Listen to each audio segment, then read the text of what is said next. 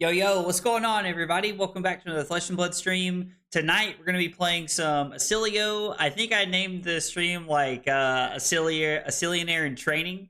A couple of months ago, I think it was a couple months ago, we had a stream where we hung out with Yudo and he taught us some things. And I have played Oscilio on and off a little bit ever since then. I really like the deck. Oscilio is a lot of fun. It's a very like complex deck, and it really forces my mind to like think and like walk through things correctly. So it's really nice to play the deck and like kind of like push myself a little bit.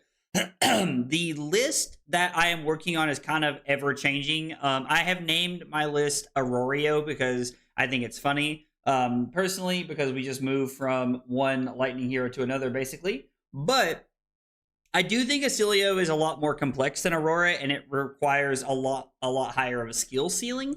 And it really requires you to look for multiple lines and like multiple pieces that you can get value out of. So I'm excited to play it tonight, and hopefully you guys can help walk me through some of the things on stream tonight as we work through it. Just as a reminder, we are playing Oscilio tonight, and then on Thursday, excuse me. Oh, excuse me. On Thursday, we have Josh coming on. We're going to be playing through some Valda. I told you guys it was going to be Jarl yesterday, but decided we'd rather play Valda because Josh is going to get a little bit better practice out of that for Crack Shuffle play. So we're going to be playing some CC Valda on Thursday. I have updated my list, and it feels a lot smoother. And then on Sunday, we are going to be having Taylor on the stream, Taylor Crawford. He's going to walk us through, excuse me, he's going to walk us through Slippy, and we're going to be playing some Slippy with him. And don't forget, Saturday's the Talistar tournament. Come hang out. Love to have you guys playing that. Let's say hi to everybody. Oh God, excuse me. Derek, Brock, Wally, Nick, Nat, Jay, John, Hugh, Mekado, Dave, Damien, David, Safe Room, and Michael. What is up, everybody? Guys, thanks for being here. Really appreciate y'all coming by and chilling. For anybody who does not know, and I try to talk about this when it happens, we had record viewership last night. We had 184 viewers between both platforms at one point last night. And that's the highest I've ever, like, highest amount of views I've ever had. So I just wanted to say thank you guys very much for that. It really means a lot to me that everybody wants to come by and hang out and, like, just listen to me yap about nonsense. So I do really appreciate it. It means a ton. Also, tomorrow's video is going to be about the upcoming BNR update and what I think about they should ban, what they should restrict, things like that. So we talk about that a little bit tomorrow. If you are a YouTube member or a Twitch subscriber, or I'm sorry, if you're a YouTube member, you have early access to that before it comes out tomorrow at lunchtime. Hey, Leo, what's up, dude? That's dope. Keep it up. Yo, thank you, man. Got the Jarl Armory deck because of you, even though I'm late to the party. Hey, dude, that's okay. Mark, better to show up to the party than not at all, brother. I'm glad you're here, and I'm glad you're hanging out with us. Talking Time did well. Congrats. Yo, thanks, Nick. I appreciate it. Talking Time did do well. I was a little surprised. I was a little surprised. Just me yapping, I was not expecting to do very well. But either way, whatever you guys like, you guys like. Unbanned Tome of Aetherwind. Yo, Tome of Aetherwind would go crazy in this deck. Sad that Twitch subs can't see videos early. Yeah, Electrum, if I could make that happen, I would. But since like the platforms aren't integrated, I don't have a way to do that. Unfortunately, I'm sorry, brother. I apologize. Hey, Martin, what's up, dude? I'm honestly sad you don't want to join the dark side.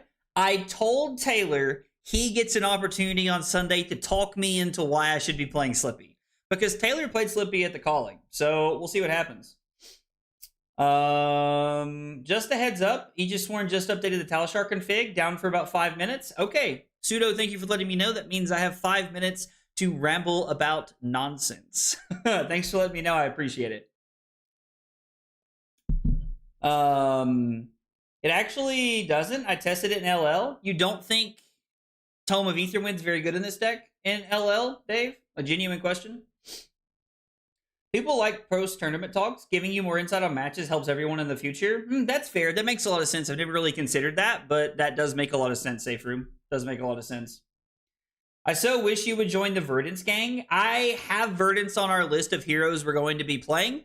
I don't know when we're going to get to Verdance, if it'll be next week or the week after that. I have a lot of heroes on the list I'm working through right now that I want to play and kind of work through. Also, I think we haven't got everything set up yet, but I think after talking to Andrew Blackwell today, I think we're going to have Andrew Blackwell on stream next Thursday to show us some Oscilio, talk about his deck a little bit, and we're going to play some games with him so he can walk us through some things. So every wizard besides Kano, yep. You heard it right, which is funny because I think Kano is the most built wizard I have. Oh, it's a slippy slope. Yo, Wally, I love that, dude. That's great. That's great, dude. After your streak playing Aurora, I'm a little surprised that you haven't jumped to Slippy, at least for some testing. It's so funny because everybody keeps describing Slippy as like a different Aurora playstyle to me, and I haven't felt that yet, but I'm hoping that Taylor can convince me it's a good thing to do. Hey, Johnny, what's up, dude? How are you, dude? I think Fiendel book makes sense in Oscilio. Yeah, yeah. Would Needle actually be that busted in CC? Yes, Brock. I like 100%. If they unbanned Needle, like it would go crazy. It would actually be insane. I don't think Slippy plays like Aurora at all. I don't get that feeling either, Nat. Kano is also a great wizard, apparently. Amelia made it to the finals of the Calling Auckland with that deck. I mean, it also won the Battle Harden, I think, it won the Battle Harden at Kansas City. Play 1, draw 2, lose action point. So either Greaves or Blink, it's quite mid with current funnel. Okay. Oh, no, dude. It's been 2 weeks. I think we're way past spoilers. So Chang, we do not have a teacher today. I am hanging out playing Oscilio. I'm playing my own list for working through things. Over the next couple weeks, there will be streams where it's just me playing decks that I've put together and that I like, based off of what YouTube members and Twitch subscribers vote on in the Discord. But there are going to be a lot more streams over the next few weeks where we have people walking us through it, and it's going to be teaching me more about heroes, and it's going to be helping other people learn about heroes as well. So it's going to be a lot of fun. Hey, Annabelle, what's up, dude? If they bring back any LL hero in another version, who would you wish for and why Icelander? I would actually love for them to bring back Icelander. I think I would love for them to bring back Icelander. It's not a joke. Icelander is one of the most punishing decks from both sides of the table I've ever played, and I would love to have more Icelander in the format. Unbanned Bloodsheath Skeleton? Absolutely not. Hey, Annabelle, what's up? Never doubted Yudo for a second? Yo, Yudo's the GOAT, dude. Yudo's awesome. I love Yudo. Current funnel might be it. I lost my train of thought. Oh, for Tome? Yeah, that makes sense. Slippy is an aggro deck, but it's not the same as Aurora. But you do have the playstyle of giving Go Again to attacks like Aurora. I mean, I guess that's fair. Just play Olympia. He's goated. I mean, bro, did you see all that new equipment? Just saying. Maybe we could be up to something, right? The vote for tonight's stream had a difference of like 1 vote, I think. Yeah, Slippy beat Volda by like 1 or 2 votes. It was really, really close. Or I'm sorry, Oscilio, not Slippy, Jesus. Oscilio beat Volda by like 1 or 2 votes. So for the best of both worlds, we're going to play Volda on Thursday. So everybody wins this way. Well, everybody who voted for those 2 decks wins, I guess. I don't think my horse brain can handle any wizard. Guardian for life? LOL, Salsa, that's hilarious. As a person who has tried to build that deck, there is nothing there. Which deck, Roasted? Which deck, Holden? You cannot break the current format. You can return 2 LL heroes, 1 no hero text change but new weapon, 1 with hero text change but old weapon. So I can return 2 heroes, but I get to change the weapon on 1, and 1 of them keeps the same. Okay, so I would change...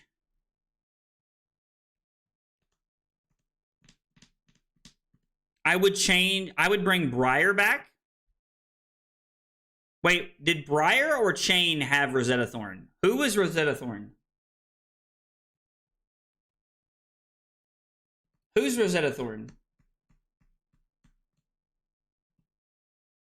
It's Briar's weapon? Okay. Okay, so I would bring back Briar, and I would change Rosetta Thorn to be 2 physical and 1 arcane. The 2 arcane went over the top. I would bring back Briar, leave the hero text alone, and I would change Rosetta Thorn to be 2 physical and 1 arcane damage. That's what I would do. But, yo, Valk, what's up, dude? If I could bring back a hero and change the hero power, but leave the weapon alone, it would be Icelander. And I would change the hero power to something more like Verdance, where you have to accomplish a mini game to be able to turn the hero ability on. Because the fact that you could give a Frostbite and channel Lake Frigid is ridiculous.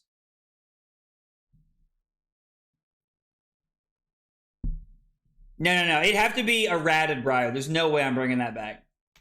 Bring back Duskblade? I mean, can you bring back Duskblade if it technically never made it to CC without being banned? Just saying, is it even possible to really do that? Okay, so taking a look at our Oscilio list, yes, I have called it Aurorio. I started out when I was building this list to make it as many 0 for 4 attacks as possible and like play Aurora in Oscilio. Since then, I've really come around to playing more of like a Yudo style list. So I like this list a lot. It's felt really clean. The main deck 48 cards has been pretty good. If you are an Oscilio player and you're wondering about my sideboard guide, in the Discord, if you're a YouTube member or Twitch sub, you have access to my complete sideboard guide for this deck. But this has felt pretty good. I've really enjoyed playing the deck. I made some changes based off of what other people were doing this past weekend and things that I like. I think having Sink Below and Shelter and Snag in the deck is a very, very good thing for Oscilio to have access to. I also really like having 3 Burn Bear and 2 Battlefront Bastion as poppers. Wasn't banned, Rosetta Thorn would have been an eternal weapon? Ooh, that's crazy. What is Duskblade? Duskblade, Michael, you should look up Duskblade. It was banned before it ever hit Classic Constructed. Sad you left Victor, but understandable. Still cheering for you in your new journey. William, thank you so much. I really appreciate that. I'm admittedly sad to walk away from Victor, but I think it's a necessary decision at this moment in time for my like continued growth and like professional flesh and blood like that I'm working for. Pull up Duskblade on stream. All right. This is Duskblade. It is a once per turn action, pay 1 resource to attack. Whenever you attack with Duskblade, if you've played an attack action card and a non-attack action card this turn, put a +1 counter on Duskblade. At the beginning of your end phase, if you haven't played an attack action card and a non-attack action card this turn, remove all counters from Duskblade. This is absolutely insane. So I played this in LL Chain just for fun one night, just to see how good it was. I played against a Fatigue Oldhim when they were on Count Your Blessings, and I had a Duskblade that had 9 counters on it, guys. 9 counters, which is absolutely insane. Hey, Ben, what's up, dude? Hey, Jersey, what's up, buddy? How are you, dude?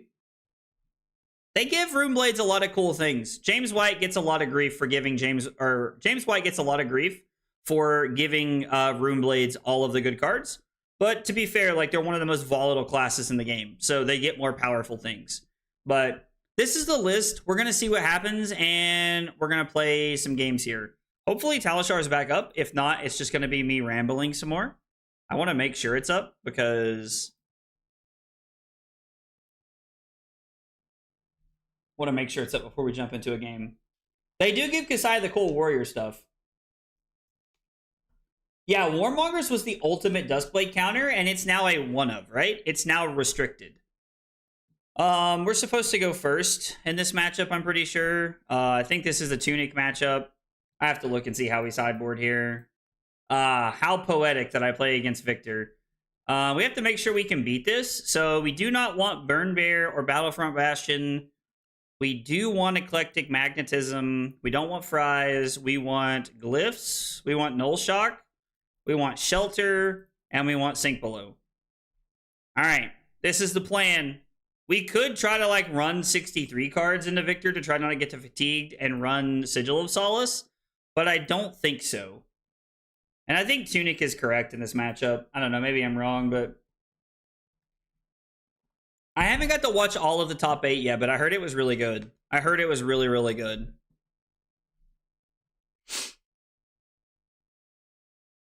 I think I'm just content to hold this. So I think we're going to pitch this. Ooh, they're on AB3. Intriguing. And we're going to Arsenal the Sink Below here. Hopefully there's no Command and Conquer in our future. We will be cycling the Discharge here. Or maybe we cycle the Blink. Imposing Visage. Yo, am I about to get fatigued?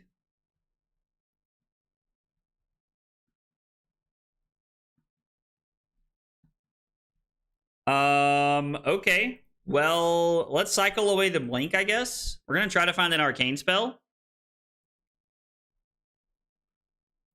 Something like this is a great example of exactly what we were looking for. So this is going to be 1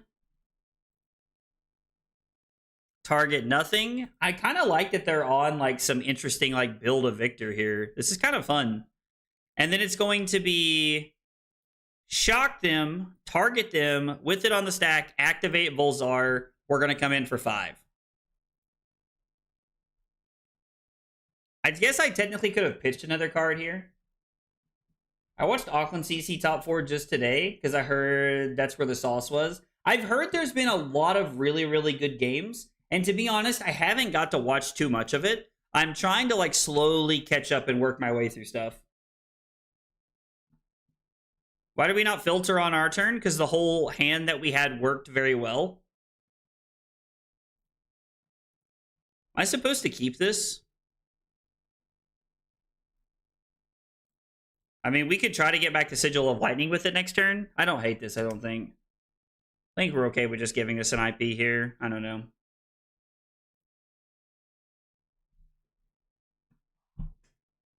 Well, we're not able to bounce anything, which doesn't feel great.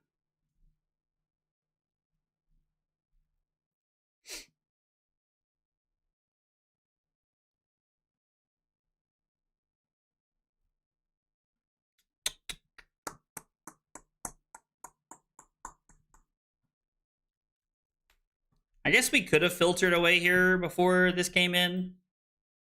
That's something I've got to think about. Sorry, opponent. We're going to see if they're okay with putting this back on the stack, and we'll filter away the Discharge, I guess.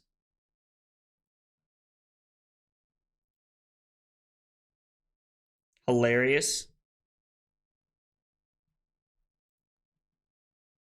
I guess let's go Blast to Oblivion.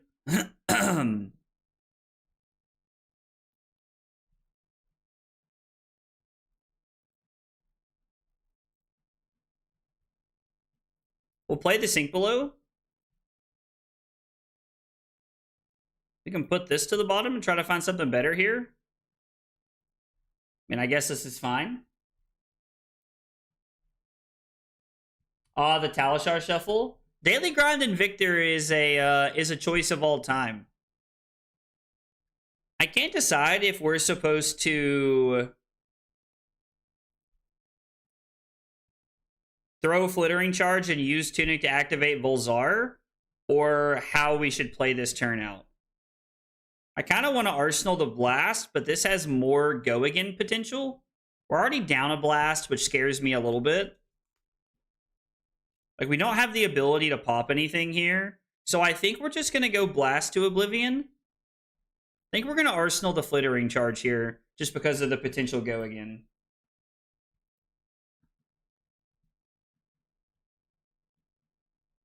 Comboing by going through the deck quickly makes a lot of sense.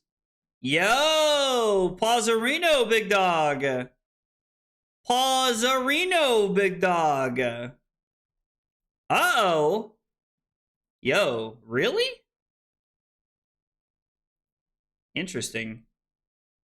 We're going to break the combat chain. I'm going to use Tunic to activate Volzar, and then we're going to play Etchings for 4 arcane damage, and we'll Arsenal the Flittering Charge. There's some murmurings of a mill deck floating around.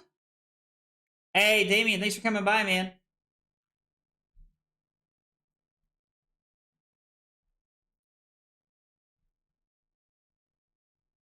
Yikes. Ooh, they wanted to draw a card?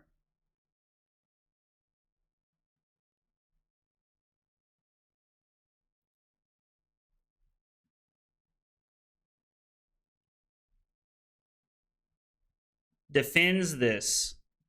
I mean, are we supposed to block 6? It's 2 cards off the top of our deck, which feels bad, but I don't think we can just take 9 here, right? Like, we don't really get that much breathing room, I don't feel like. I don't know, I hate this, but... Well, that immediately feels bad. Should have kept it. Block 6, draw on gold. We could have kept the blue to draw on the gold. Yeah, that would have been pretty good. I wasn't thinking correctly about that, about using our blue to draw there. Keeping the current funnel makes sense.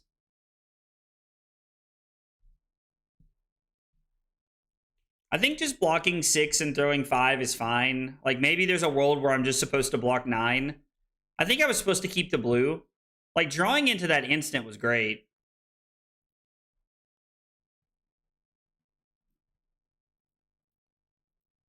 This is a very interesting deck they've put together.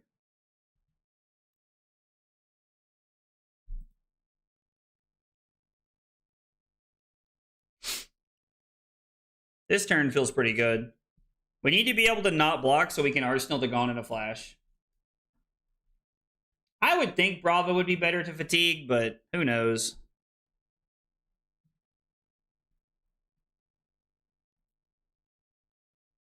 Well, we're not really looking to block with this hand. I mean, I think we're okay to just play the Sigil of Conductivity, and then we can go Comet Storm and Amp Volzar.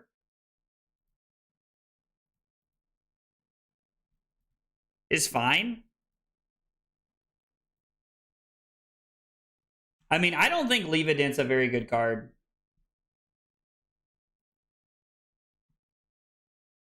I personally do not think that Leave Dent is a very good card. So it's going to be Comet Storm targeting them, and then we'll activate Volzar. So this gets to come in for 6 arcane damage. And then next turn, our Tunic's going to be up, and we have Gone in a Flash. This is definitely not the hand to be looking for Gone in a Flash, but... Or looking for, like, combo. If these Sink Belows were, like, something else, we might have a little bit of a better combo hand here. I was like, yeah, you should definitely make a Surge here, opponent.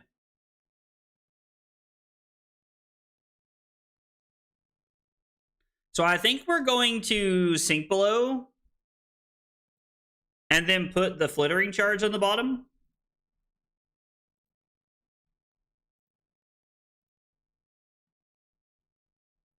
And then we'll Sink Below and put the Shelter on the bottom.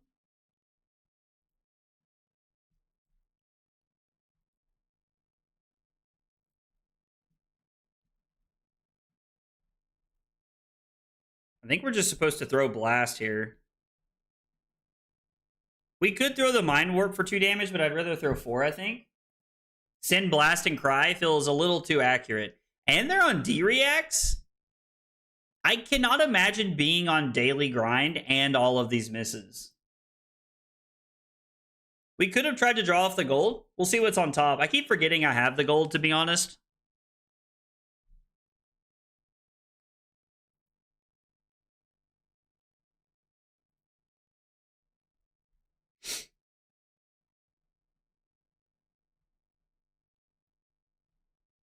I think we want to put the Sigil of Lightning into play. And throw the Mind Warp here. Hopefully we don't get punished too bad here by blocking this out. Sigil of Conductivity. Uh-oh. It's not what I wanted to do. I have now made the classic blunder that all of my opponents make when I'm playing online. I'm pretty sure it triggers when we add this to the chain as well. Yeah.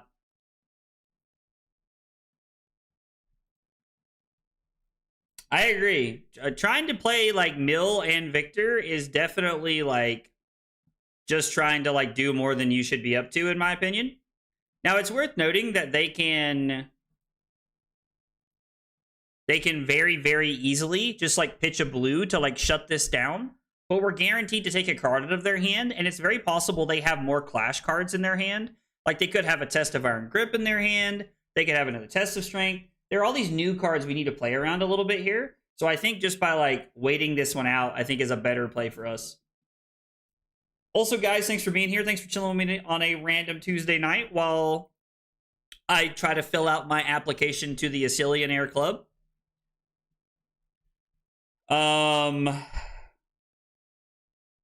I mean, this is about as good as it gets, right? Like, this hand's really, really good. The current funnel is hit or miss, but we're going to be able to force a lot of damage here.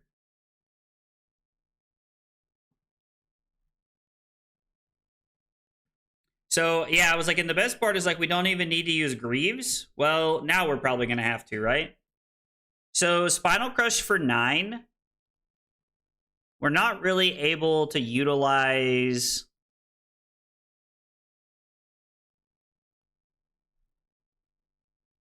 Am I going to have to get rid of the Somersault here?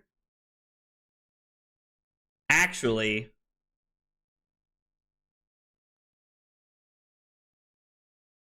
We didn't need Greaves before this, but... We didn't need Greaves before this, but now we do need Greaves. If we want to make this hand, if we want to make this work. I mean, technically, we could just use Greaves to continue to throw this card a whole bunch of times. But I don't know that we really... I don't really think that's what we want to be doing, is it? Problem is, like, with the sigils in play, we don't have a way to keep the channel around. So I think we're better off to just go ahead and cycle this away.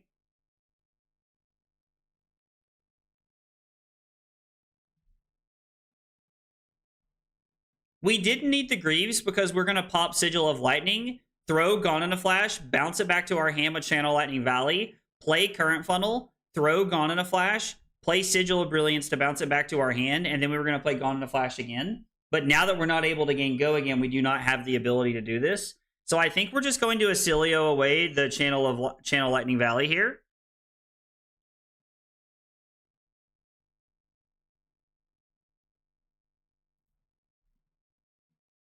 I can block 3.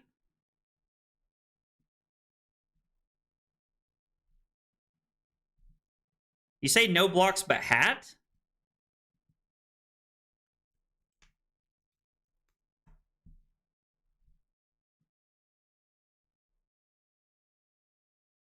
We have to block with Greaves, though, right? I mean, I guess technically we could block like this, and then we could discard the Current Funnel, and then we could pick back up Sigil of Lightning. Doesn't really matter which one we pick up. All right, I guess we're just going to dive all in here. We're going to discard Current Funnel, and we're going to pick up Sigil of Lightning.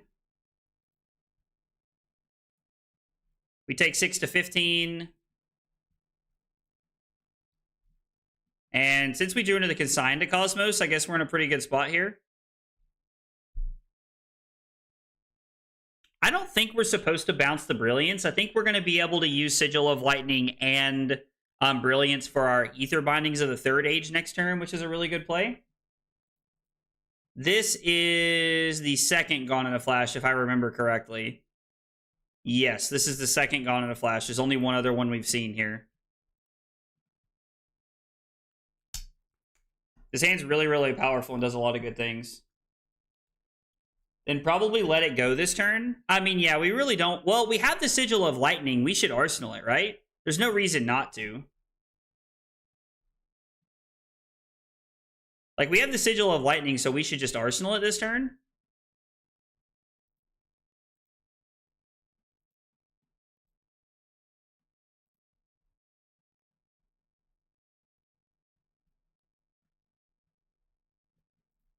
And since we have the Brilliance on top. I think we're just going to discard the Somersault, and we're going to put both the Brilliance into play. I think is going to be the game plan here. Oh, they're on like a Clash of Palooza deck, like Damien's list. We are going to return this. We're going to throw Gone in a Flash. Before we get to where we need to be. So here we're going to activate Oscilio, discard Somersault. We're going to draw into the Brilliance. We're going to let them take 1. We're going to play this to bounce it back. It gives Go Again because of the leg piece here. It doesn't technically give Go Again. It's more like giving... I mean, it's not really Go Again. We're gaining action points here. Yeah, us like the Lightning Greaves lets us play around the action points here. And then in the damage step, we're going to shock our opponent. We can let the Gone in a Flash resolve. We're going to bounce this back to our hand. We're going to activate Volzar, and then this is going to be 9 Arcane, which is going to put them down to 16. And now we have an absolutely insane turn rolled up next turn. At least it should be very, very powerful.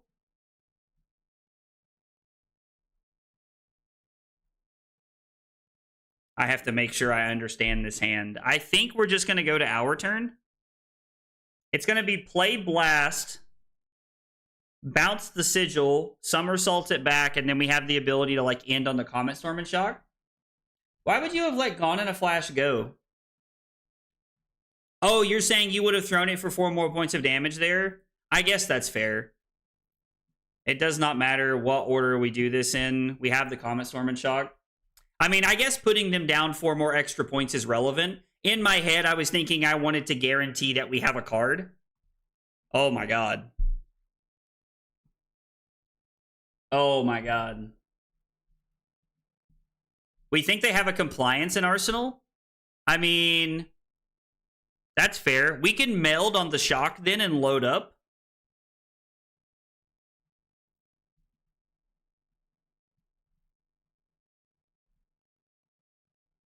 Like, we can do both.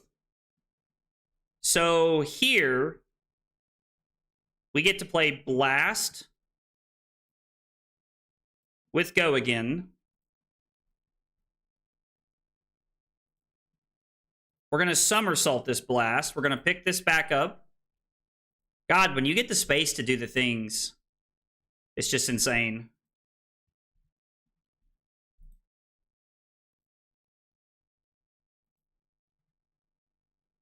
And then we get to play Sigil of Conductivity.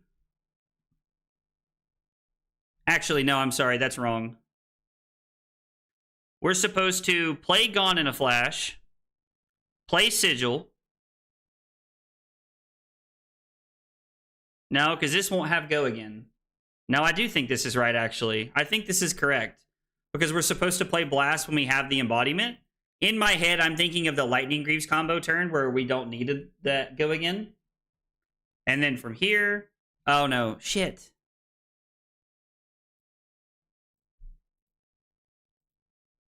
Sorry, opponent. Thank God my opponent's being cool. Playing like a bag nun right now. I mean, to be fair, I don't play like a ton of this deck, so... Alright. We're going to Blast to Oblivion. And we're going to Somersault it. We pick up this Sigil of Conductivity. Ether Bindings trigger.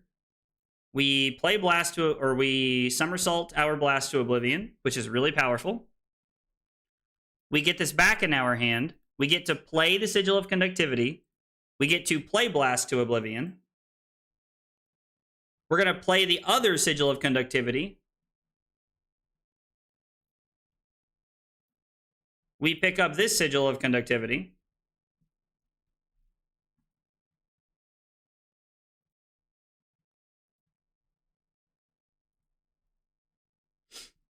Now we have a sigil in play, which means we can play this Blast to Oblivion.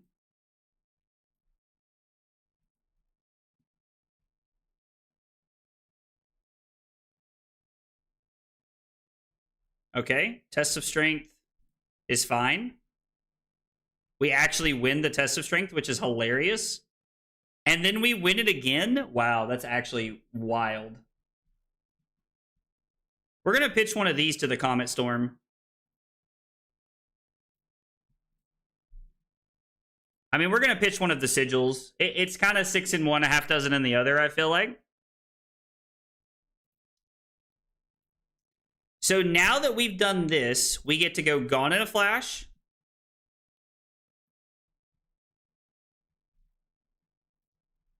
We play the Gone in a Flash. They're going to let this hit them. Oh, they have a Fate Foreseen? Sure, that's fine. We need the Go Again resolution to matter. In the damage step, we're going to play the other Sigil of... We're going to play Sigil of Lightning because it technically matters. And then we're going to play Gone in a Flash. And then we're going to play the Shock because it is 10 and 6, which is insane. And, well, I guess they don't really have compliance anymore. If they block with a card from hand, I guess we're still fine to play it this way. Like, they could have compliance in hand, I guess. I don't know. Maybe since they got rid of their card in Arsenal, we were probably supposed to make that happen like that.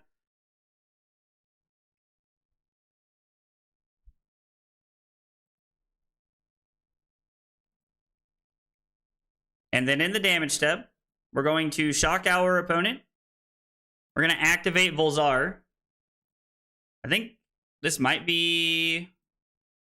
We might be looking at Lethalese here. I honestly have no idea. 18. Jesus. Thank God my opponent was super cool. So we dealt 20. We threatened 25 and then 33. And everything up before this 5, 5, 5, 3, 4, 0. That was actually crazy. Man, Oscilio's so dumb, bro.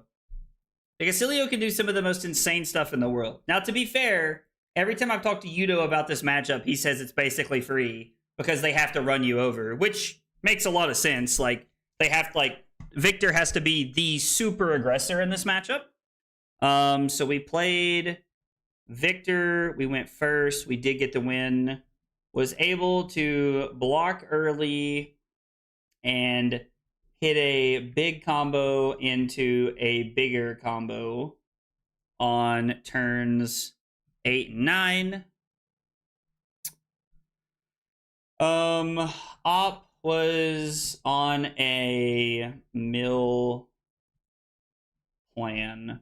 Yeah, I'm not really sure what they were going on there, like what their game plan was with that like mill strategy we were like playing against there. Was very interesting. But we do start out 1-0. We do start out 1-0. He's a silly boy, that's for sure. Was it Comet with 10 from Volzar and 6 from the Arms? Better 21 Arcane and still keeping Gone in the Arsenal. So Diego, David mentioned that he was worried that their Arsenal was Arcane compliance. And so in my head, I was playing around them having an Arcane compliance in their hand there, just in case, because it would have made that only worth 5 points. And I think this was just a little bit better to play around Arcane compliance this way. Now, was that correct? I genuinely have no idea, but that was the game plan that we decided to go with there. All right, so we're going first. We want to be on Tunic. Let's see, no Burn Bears, no Battlefront Bastions. Magnetisms, 2 Fries, no Glyphs. Here, we're not on Shelters, we're on Sigil, and we're on 2 Sinks. We could maybe just be on Glyphs here as opposed to Sink Belows, but I think blocking 4 is probably fine. I think just having 4 blocks is probably okay. I don't know. My sideboard plan that I've come up with here, I'm like, I'm cooking a little bit with our sideboard plan here. Gone plus Shock is 1 more damage than Comet Storm. Only difference is they can block differently. Oh, yeah, no, Diego, you're good, buddy. Yeah. I agree. Clash plus mill is kind of wild. Is kind of wild. They're on AB3.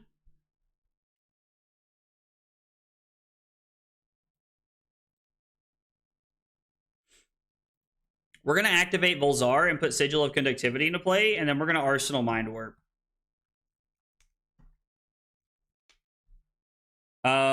We can go Flittering Charge into Sigil of Solace. We could try to hit them with the Mind Warp, but it's not really going to do anything.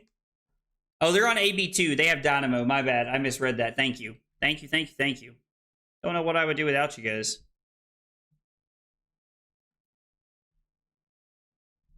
I guess we'll just take 4 here. We're probably going to have to, like, look for some, like, aggressive lines in this matchup, I would think.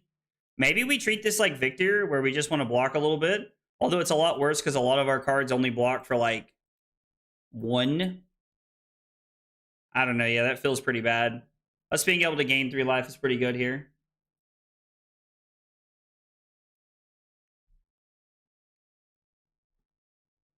Oh, I guess we could have blocked Etchings and Flittering Charge, and then we could have played Blast and played Sigil. Okay. My brain is definitely hardwired differently than I think it needs to be able to play this deck consistently. Lol, bring chat to the next calling? Bro, one shot. If I was going to win with this deck, I would have to bring chat, dude. I couldn't win without you guys. I feel that way. I mean, to be fair, I feel that way when I'm playing most decks I know how to play. Oh, classic. All right, we're going to break the combat chain. We're going to play Etchings of Arcana and target them, and then we're going to come in for 4. We're going to force them to give us a card out of their hand. I mean, I guess we don't have anything to get back, so this was probably just a worse play. Yeah. I'm glad that Dave knew this before I realized it. Thankfully, our opponent did not realize it. I think we can sink below...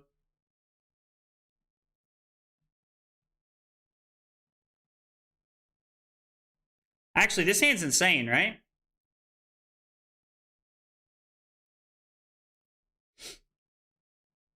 This hand feels pretty good. I think this is... Ooh, it's just going to be Blade Flurry? I was expecting more, to be honest. I don't want to sink anything because what I want to do is... I want to go Magnetism, Sigil, and then play Mind Warp at instant speed. Do I Arsenal this or just play it? I mean, dude, real talk, though. I think this is fine. Was Oscilio the conclusion from yesterday's live? Oscilio tryhard arc? For Blazing, there is a few decks I'm looking to try to, like, get into.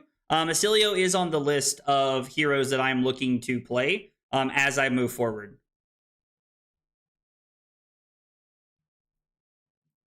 I also like this because it's just a physical attack as well. Like, we're just getting aggressive here. If it's greedy to cycle Conduit, but do what you want to before the sync. There was probably a world to cycle the Conductivity. I think that... So, Oscilio is a deck of inches, I would say. Like, you win games of Oscilio by, like, playing it the most optimal way possible. And I think knowing when to take risks is correct. So it's possible I was supposed to take a risk there.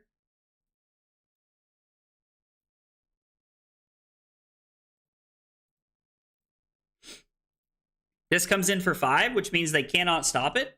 So they're incentivized to not pitch a card here. I mean, if they do pitch a card, I was like, they just end up with 1 card in their hand, which is perfectly fine by me.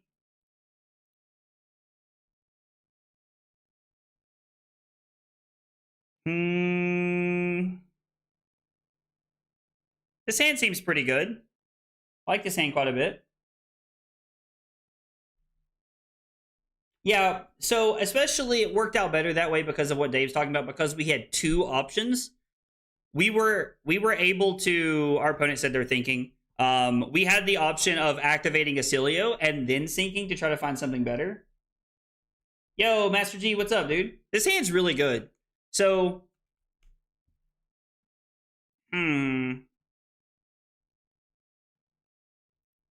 Looking at this hand, it feels like this hand is draw a card, and we'll see what we draw.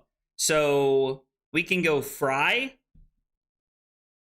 Blast to Oblivion, Somersault the Blast to Oblivion, pick up the Sigil of Conductivity for an embodiment, play the embodiment, play the Consign to Cosmos, and activate Volzar, and then we can Arsenal the Blast to Oblivion and set up, which I think is really, really good here. So I think we're just supposed to take 5, because I don't, like, there would have to be another Blade Flurry here, which doesn't really do anything. This is just 5 value. I mean, at least because of the Vigor token, they were able to do something. Drawing into a Channel Lightning Valley is really, really powerful here. I actually like this a lot.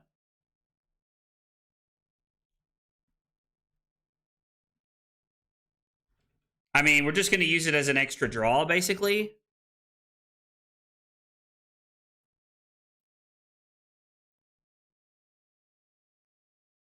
And make a Galvanize effect for Sigils. Oh my god, Martin. Oh my god. Martin's trying to go crazy, y'all. I still think this is a good play. We're going to play Channel, pick up one of these. We'll see if they do anything.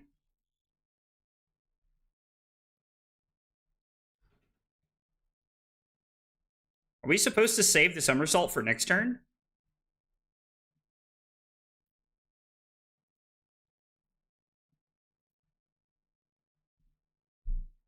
Like, we automatically just have Blast and Somersault for next turn?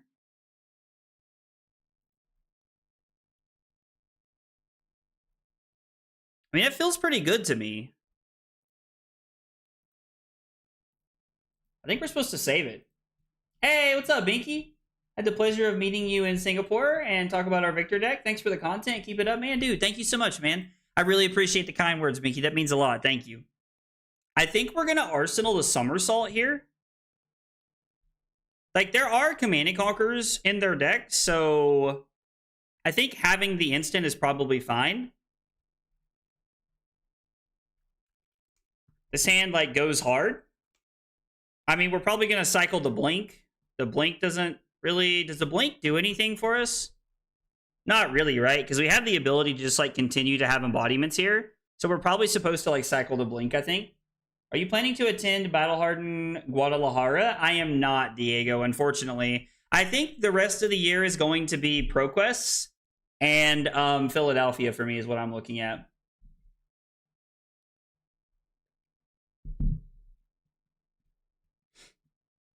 So I think we want to discard the Blink here. I don't think we need the Blink for anything.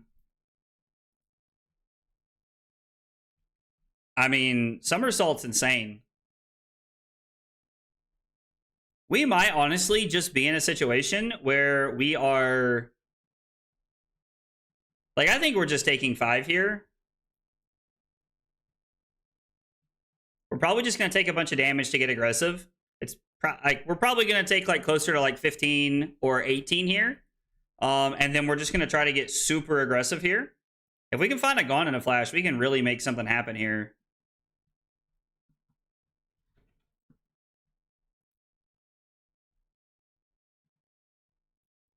We're also going to gain 3 life off the Sigil, which is kind of cool. I think we're going to cycle the Sigil of Lightning on our turn. It's probably how we're going to start, because I would like to try to find an arcane spell.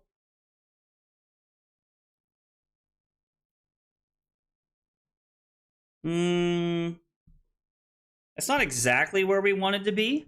And by that's not exactly where we wanted to be, I mean that's pretty bad. Oh, classic. Sigil of Lightning is okay to cycle too. I think the Sigil of Lightning, like, it doesn't do anything extra for us, right? You know, we need to bounce this. As funny as it would be to bounce their Vigor tokens, Yudo told me it's always better to make this play.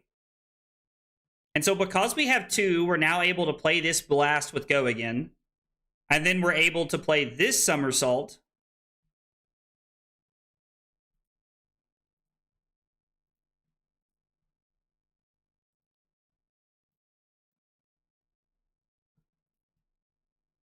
We get this back.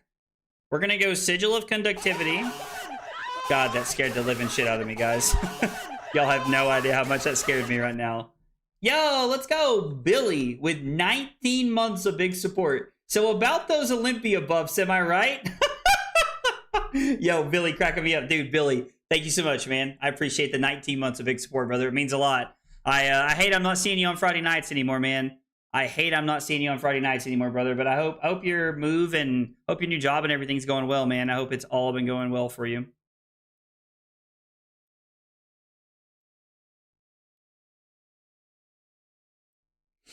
And then it's going to be play this, play Sigil of Solace to go back to 17.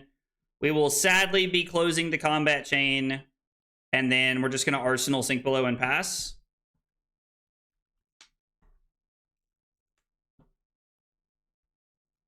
We're going to start by cycling the discharge here. I could never take this or Gravy to a bigger event. Brain fatigue would be real. Dude, I played one game, and I already have brain fatigue, so I felt that. We've not seen any Sigil of Brilliance, have we? No, we saw one. We've not seen it gone in a flash, though, and it's turn 5. Pretty unfortunate, I would say. I would have loved to have had an Arcane spell. But the Comet Storm's block 3, right? I mean, like, I get having the other one doesn't do anything for us, but it's a 3 block that doesn't get hurt. So I think getting rid of the discharge is better.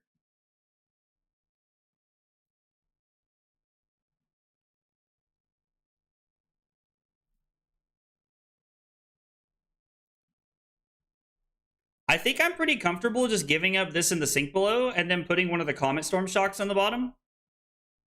I was like, this is probably just like a Blade Runner style effect.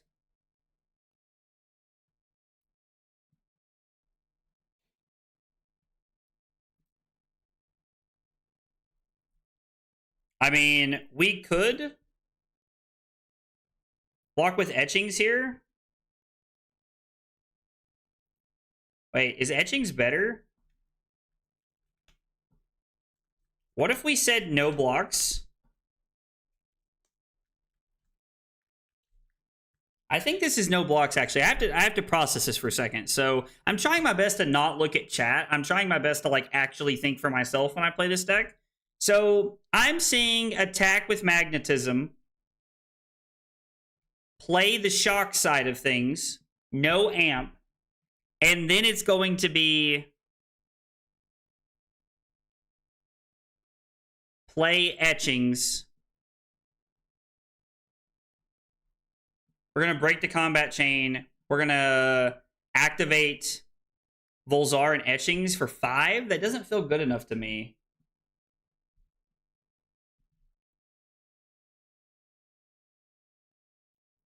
I don't know. Maybe it is.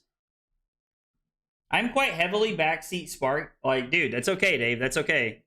It doesn't bother me. I'm just trying. Like, I don't mind that you guys are backseating in any capacity.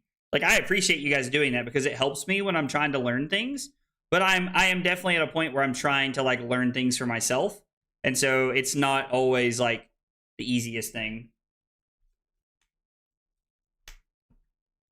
Actually, are we just able to push more arcane damage here?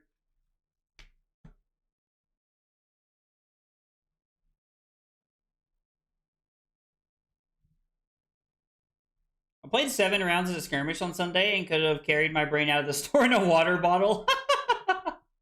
Oh.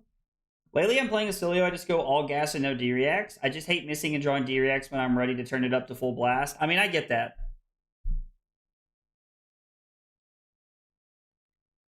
So it kind of feels like I'm supposed to...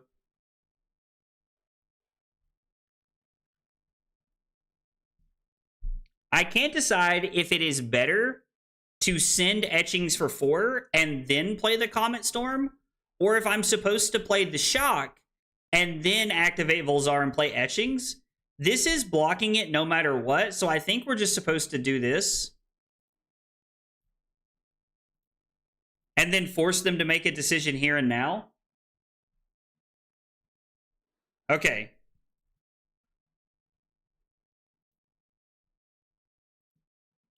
We're going to break the combat chain, and we're going to come in with Comet Storm at them for 5.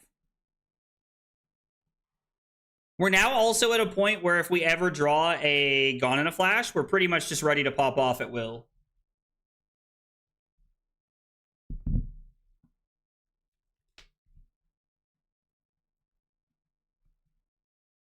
The shock would have put us up 1 more damage was my original thought process.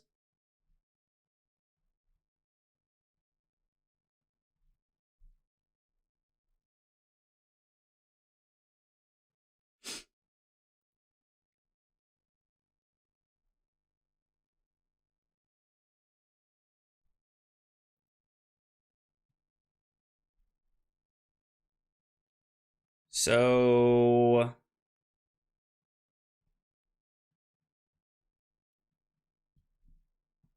this is kind of weird. Oh wait, no. If I didn't play the shock pseudo, but if I was going to play it, I would have played the shock because it's technically the shock is the lightning side of it, which means we get 1 more off Volzar.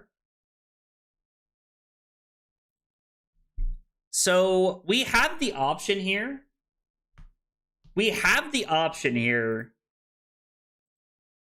To be able to block with Helmet, discard Sigil of Lightning, and then on our turn, it would be Current Funnel with Go Again into play the Sigil of Conductivity, shock them for 1, and then Etchings for 5. I would be giving up my Flash of Brilliance to do it.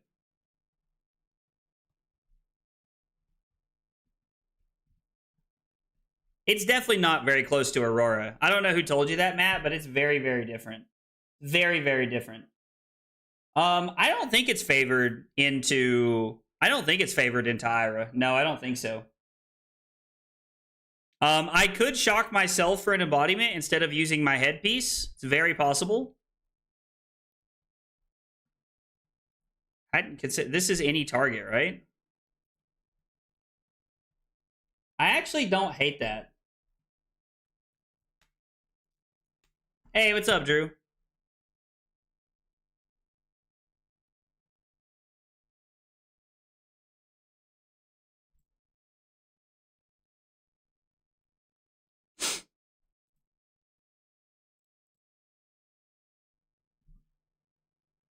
Two, 1, 5 is not enough.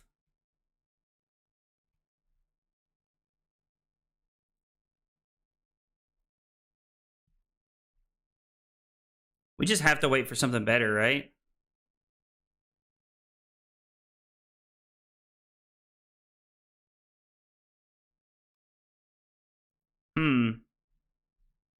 Well, that feels bad. I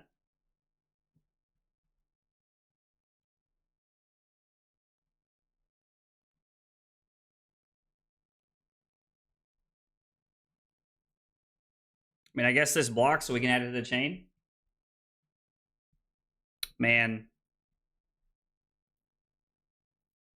I feel like I've had to have played this game wrong somewhere along the way.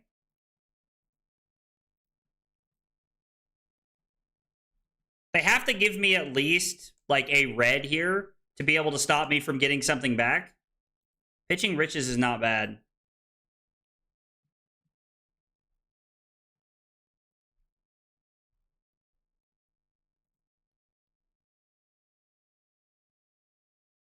Well, this is not going to end well.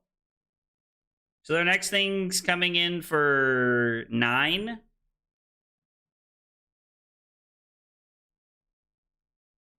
It's going to be 10 after we block, so it's going to be 3, 4, 5, 6, 7. Oh, no. So it's 1 less. Of course, there's our Gone in a Flash.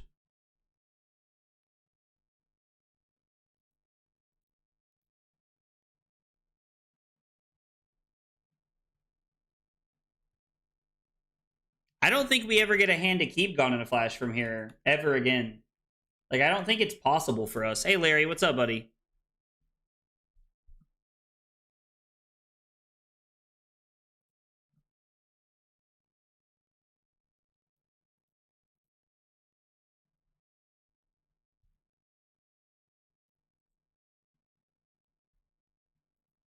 I don't know. Maybe 7 turns without seeing Gone in a Flash is just too many. I would have cycled the Shock last turn.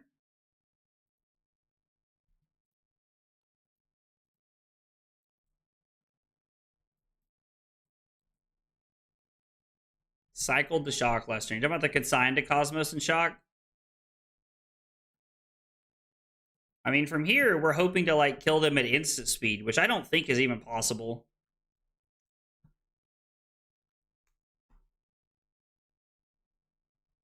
How many gold? How many copper did they just break? I mean, it's enough to where it doesn't matter, right? Like, I think we're just dead from here. Buff weapon, and go again.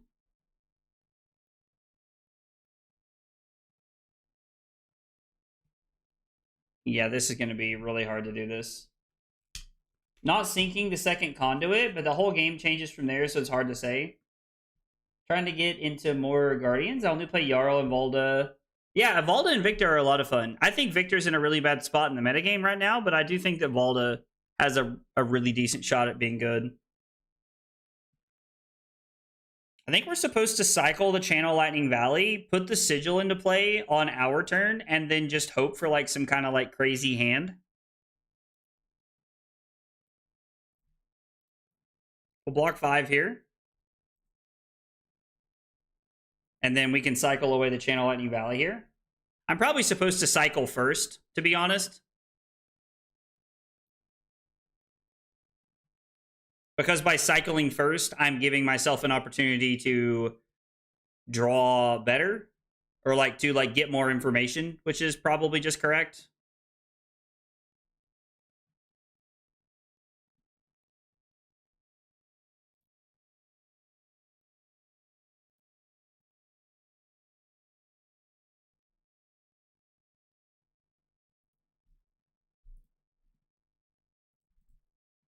Well. Yeah. Feel like this is supposed to be like an easy one. Like I feel like we're supposed to be able to like slam dunk this matchup. I mean, they definitely pressure us more than Victor does, but I feel like we should have. I feel like I should have won this one.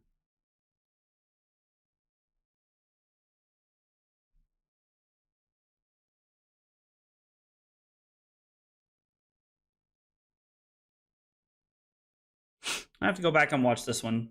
Gonna have to go back and watch this one. I don't know. It's just one of those games that it feels like we should have won. I mean, it did put me in a rough spot, but that, like, looking at that game, that's a game that, like, a better Oscilio player would have won, I think. They might have cycled more to be able to, like, get to where they wanted to be.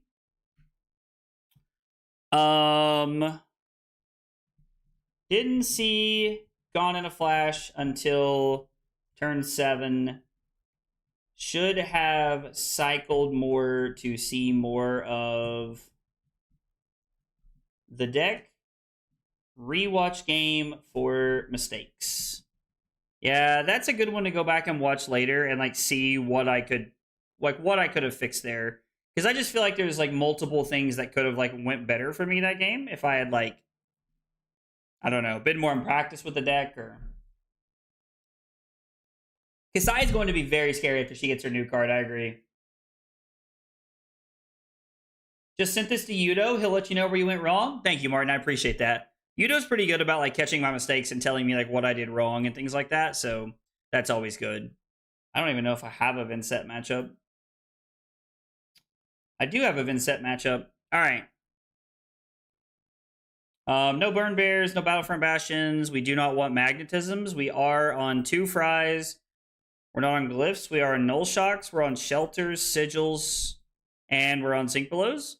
Trying to play like a value mid-rangey game here. I played a game against Vincent one time playing Oscilio where I was actually able to fatigue them. I don't know how realistic that is, but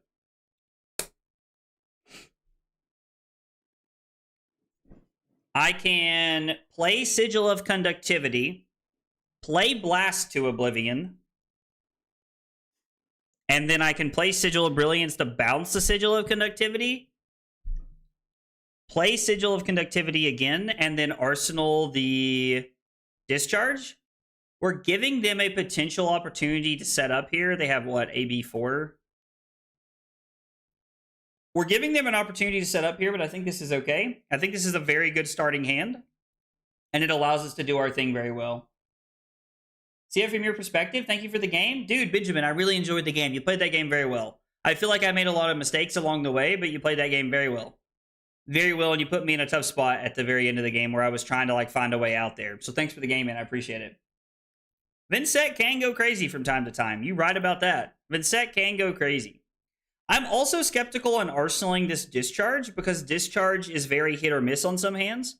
So I'm curious to see how this pans out for us. We don't really need this Blink here, but I might use it to block some Rune Chants. Who knows? Discharge is a good arsenal. Why is that, Dave? Like, actually. Scour would be really good in the sideboard here. Yep, sure would be. Sure would be.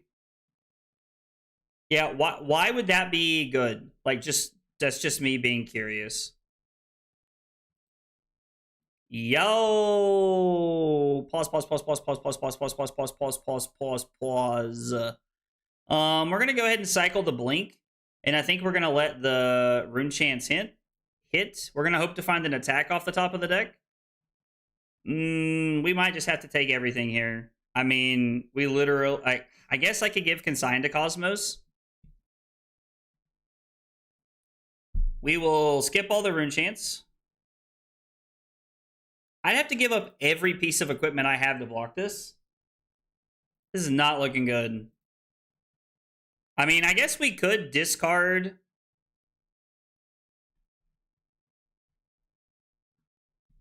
the Somersault.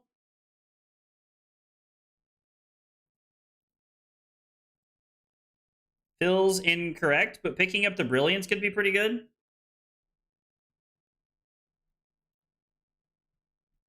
We're going to discard Somersault here.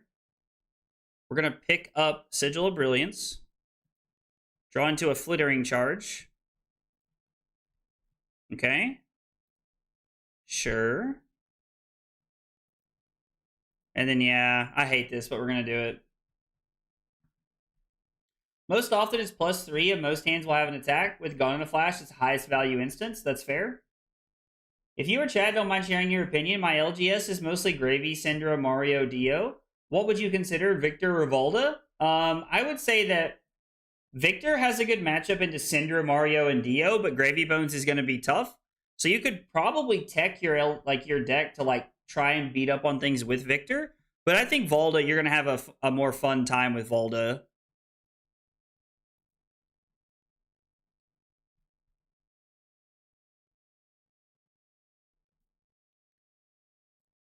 The fact that they're on Crown of Providence is also very interesting.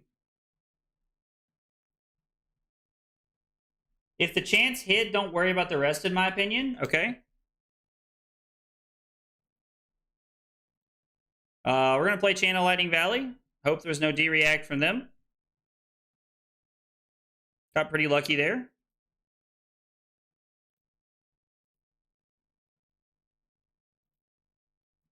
I could pitch the Sigil of Brilliance to keep the channel around, but I don't think it's worth, to be honest.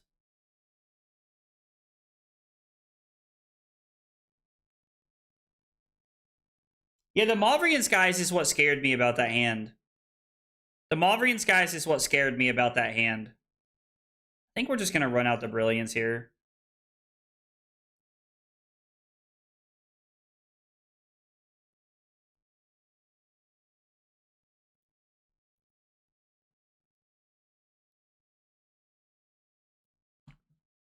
Well, Arsenal the Sink Below. Well, this hand's not looking great. Yeah, the Skies is what scared me. Hey, Malrian Fries, what's up? Pretty sure you just let it hit because that was your only Arcane? My only Arcane? I'm not sure what you're talking about. I'm not sure what you mean, Damien. Let's cycle one of the discharges here.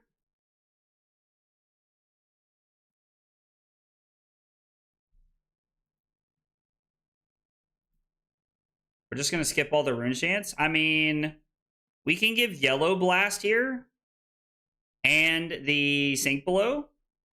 I know that you guys were saying that we should just ignore the physicals, but like this is a Shadow Puppetry on hit. I don't know. Oh, like it was my only arcane spell? Sure, that did suck. I do agree with that. That makes sense. Sure. I get what you're saying now, Damien. Yeah. Like it was the only spell I had that dealt arcane damage.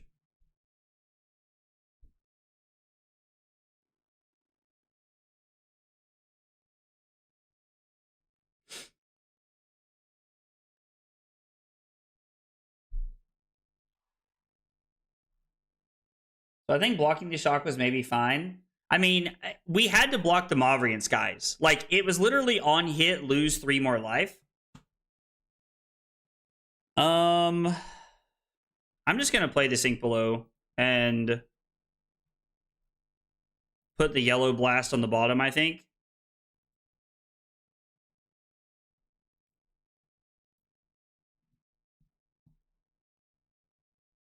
I mean, we'll just keep it, I guess.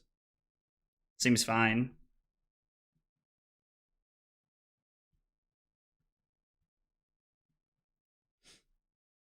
We were only sending 6, though. We had 5. We would have only had 5 counters on the Volzar with that.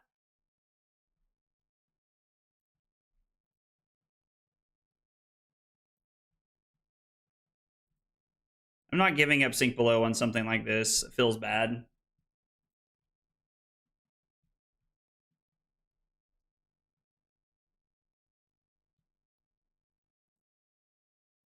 All right, we need this to draw something good, please.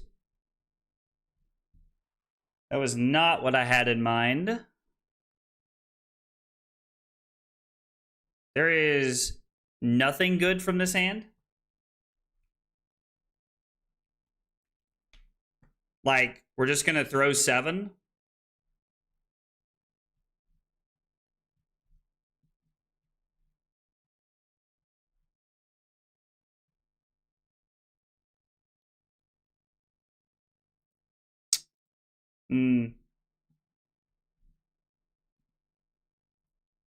We're going to attack for 7. We're going to pitch the other blast, and we're going to arsenal the Sink Below.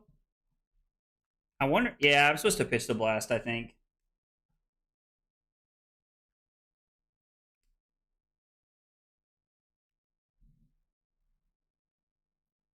They're going to crown away their arsenal here. We'll see if they do anything else.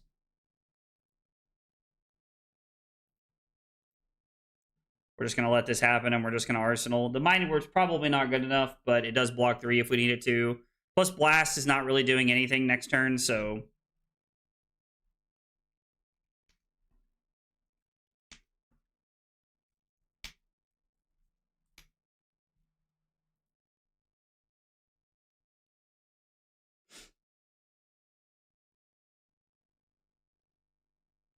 I can Sink Below, put the Mind Warp on the bottom, and then we have the ability to play Sigil of Brilliance, and then we can throw the Comet Storm.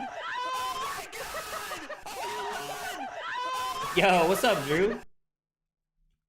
Dude, Drew, with 21 months of tier 1 support. Dude, Drew, thank you so much, man. I really appreciate it, brother. It means a lot. Thank you, buddy. Ignore me now? Dude, I've been answering your messages. Ignore you. What are you talking about, dude?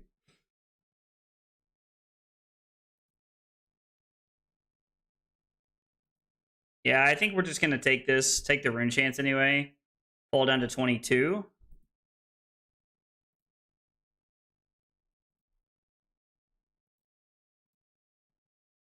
I'm going to sink the Mind Warp here. Or I could Arsenal the Mind Warp. I think we're going to sink the Mind Warp, right?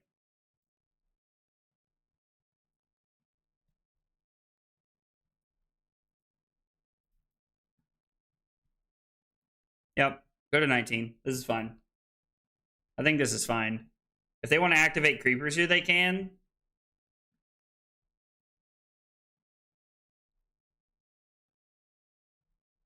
So should I send 6 arcane damage and Arsenal the Sigil of Brilliance, or should I push an extra piece of arcane damage here?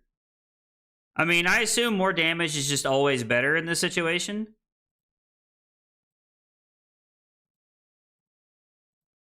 And we'll just come in for 7. I mean, technically, they could pitch 2 cards and block 4 if they want.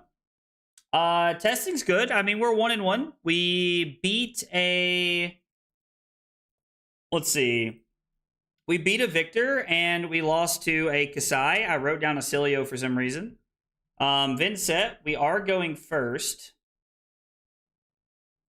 So it's going well. I'm definitely struggling to get back on the Oscilio train, but that's okay. We're working through it. Like, mentally, I'm trying to get there right now.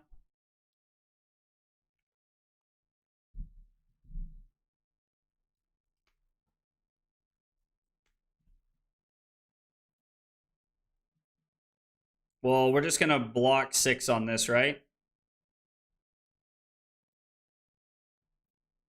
We'll take the Rune Chance here. And I guess technically we could Tunic the other one if we wanted to.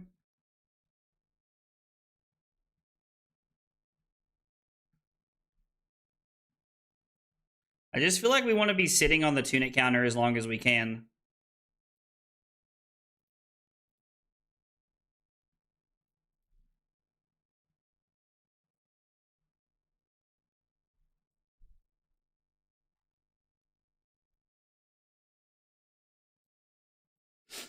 Trying to decide what our best card off the top of the deck would be right here. Like, what's the best card we could draw right here? Gone in a Flash? Gone in a Flash, Sigil of Lightning, Gone in a Flash, Sigil of Solace, Arsenal to Gone in a Flash. I really don't want to keep just letting this hit, but I think we're kind of forced to. If I want to play Gravy for Worlds, why would you not play Gravy at Worlds?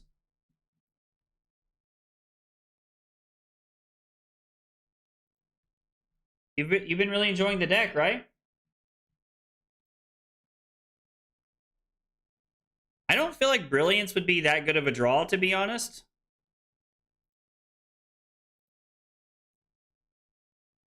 Like, just with, like, the way that, like, our hand was configured.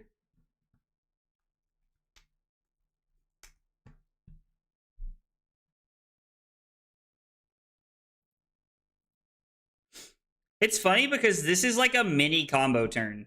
Like, by itself.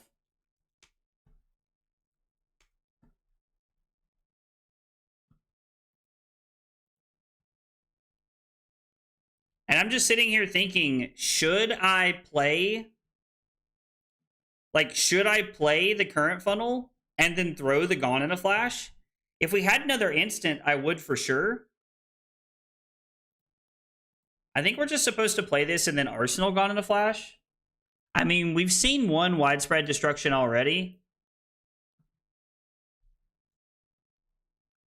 I was wanting to build Gravy when it first came out, then everyone and their mom built it, so I didn't. Now no one plays it. Now no one locally plays it. I mean, I think it's kind of weird because, like, decks being popular, like, pushes some people away from them, and it pushes some people towards them. I don't know. I think we're just going to...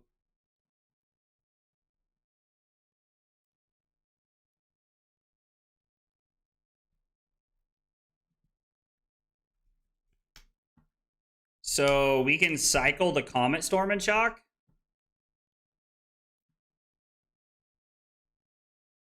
Should have done that.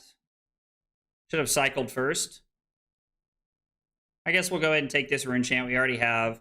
If we cycle the Comet Storm and Shock, we have a pretty good hand that we can, like, use Consign to Cosmos and then throw it.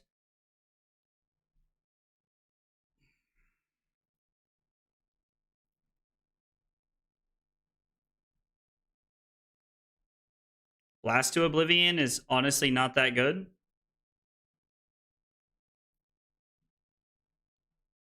Blast to Oblivion's kind of mid.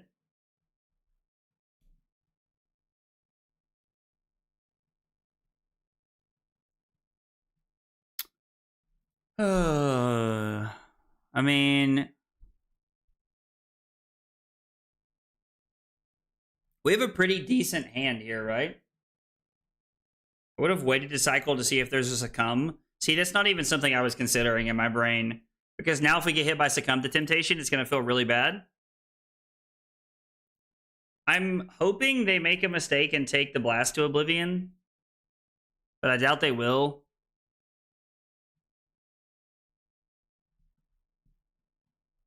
Probably take consign to Cosmos.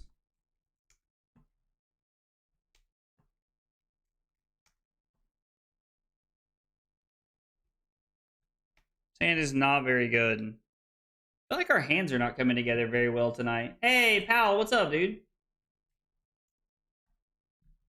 Loving dragons should not be painful. A lot of people were used and abused by...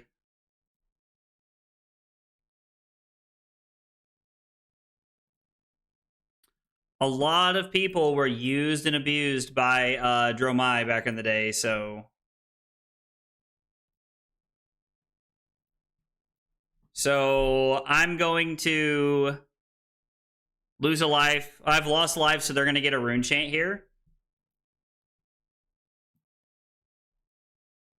I mean, they have the quill hand is the problem. I need them to not be able to go multiple wide this turn is what I need, but...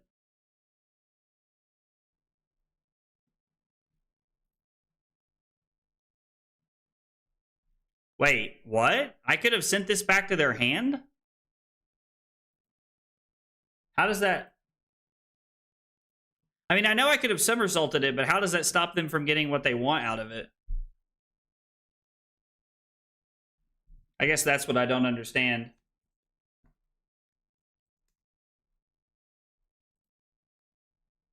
With somersault, then it's not on the chain when the text isn't active? Ooh, that's really interesting.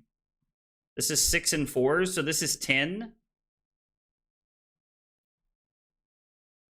I mean, I think we're just going to 1 to try to play our hand out here.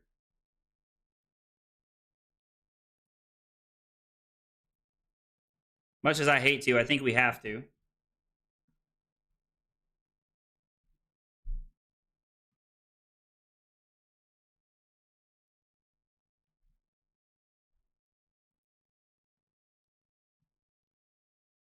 We're just playing this, right?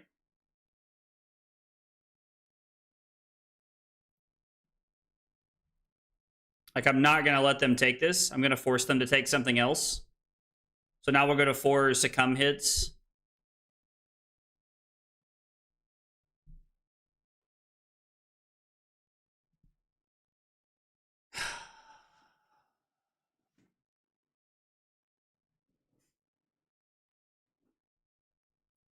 Fry was discarded.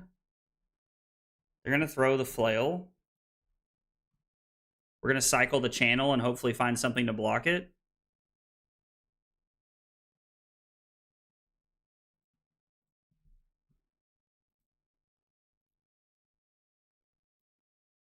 All right, so they're going to have no rune chance for this turn.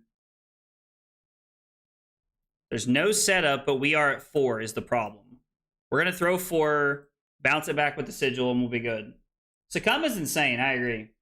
So this matchup I play very slow, block and prevent as much as possible until they take setups, and then hope my hands function on those turns. Feels like a scary way to play this matchup. But it might be the only option.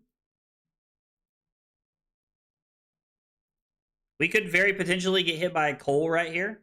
Yep, that feels bad, but again, I don't really think there's anything we're doing about that. They also have to banish a card from their hand. Eulogy.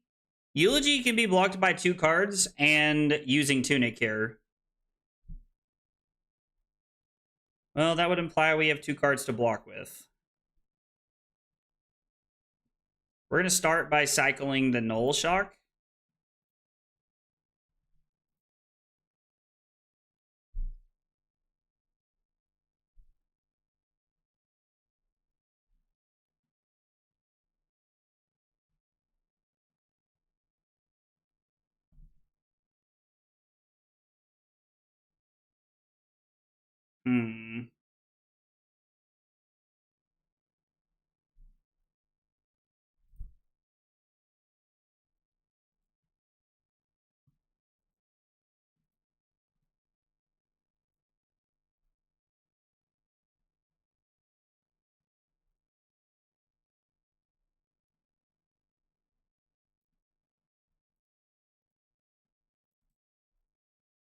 I feel like we're like one good turn away from getting where we need to be.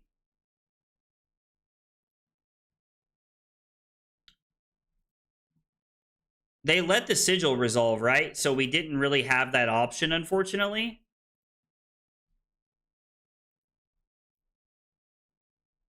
Yeah, Face Purgatory seems like a much better piece for them to be on. How have we seen one gone in a flash? Like, we've seen most of our deck, and we've seen one gone in a flash? That's just crazy to me. Of course.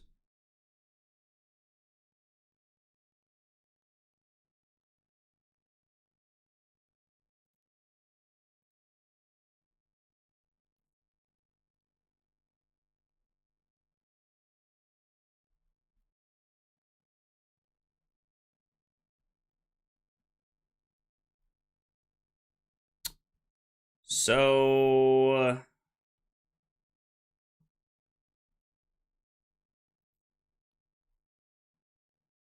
I mean, it's kind of crazy how much you have to have gone in a flash.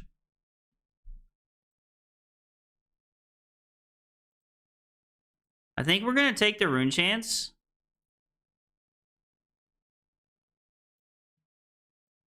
I think this is going to be our turn. I mean, we're running out of breathing room here. Like, we've played back-to-back games where, like, we've seen one gone in a flash in 8 turns. And I don't really know what we're supposed to do about that. Like, you have to have a gone in a flash to even do, like, the mini quote-unquote combo turns. So I don't know.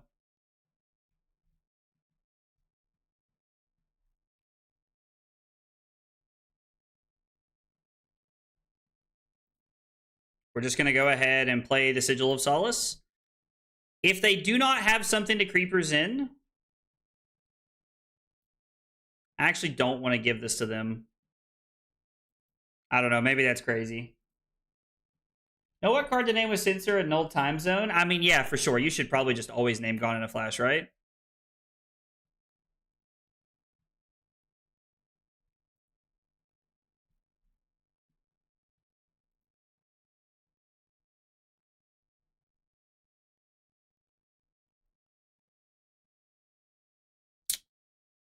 So we're dead. It doesn't matter what we do.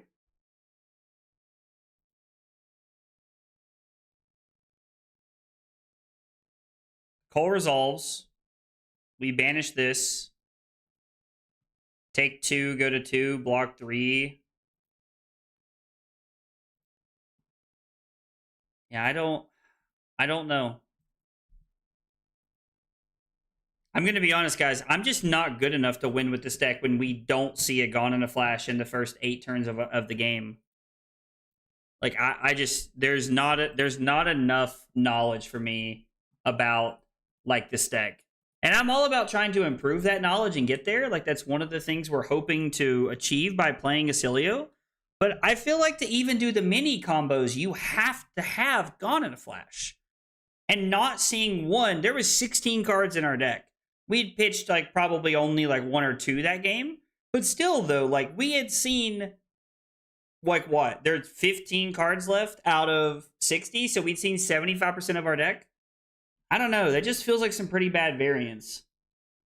If I'm wrong, please let me know, because I'm open to being wrong here, but I don't know what to do. Didn't see Gone in a Flash until turn 7 again. Should have set up more and can't type either, and blocked earlier in the game, so I had the life later to be aggressive. All right. It is very warm. Go to the next deck? No, we're not going to the next deck. We're here to learn. We're here to learn, NQB. But do you all know where I might be able to chat with someone about Commander deck building? Zachary, I'm gonna be honest, I don't know anybody. I don't really play a lot of Magic anymore, so I don't know anybody that plays a lot of Magic anymore that you could chat with about that. Man, I'm sorry. I don't play enough Magic anymore. I apologize. The frustration of not seeing Gone in Flash is why I'm not playing the deck. No more Oscilio for now? Nah, guys, we are playing Oscilio. I just like we're gonna fight through the variants and we're gonna win some games. Bad meets happen in the learning process? I mean, sure. Just back-to-back games is pretty weird. Feels like that back-to-back game there is like pretty odd. Let's look at Mario. We wanted to go first, but we can't, so that's okay. We are going to be on Tunic for this game. No Bastions, no Burn Bears. We do want to be on... Is there any world actually we want to be on this card? Probably not. We do want to be on Magnetisms, no Fries. We want to be on Glyphs.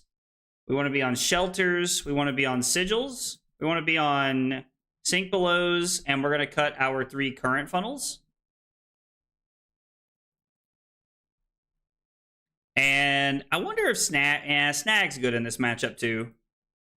It's not as abundantly obvious, but... Hey, Candle, what's up, buddy? How are you?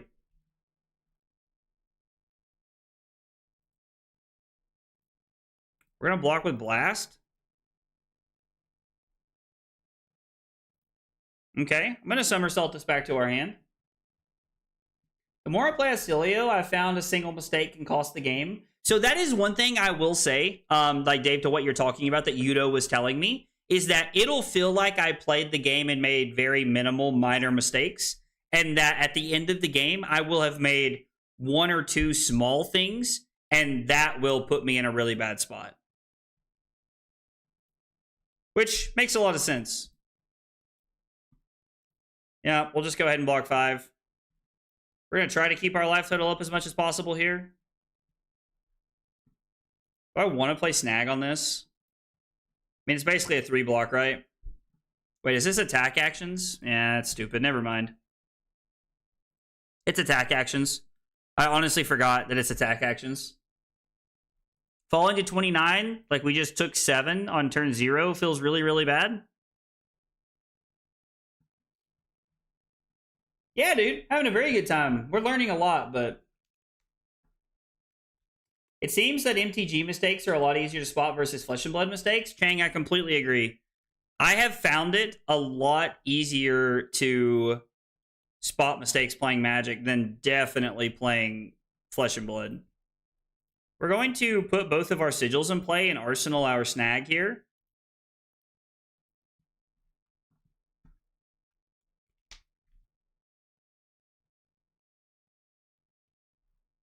This is a weird turn where we could shock ourselves. They're on AB3, Spell Void 3, which is like so aggressive. I think we have to take 1 here. What's your Victor game at the Kansas City event? Oh, great match, dude. Thank you, Candle. I appreciate that. It means a lot. For turns like this, makes sense.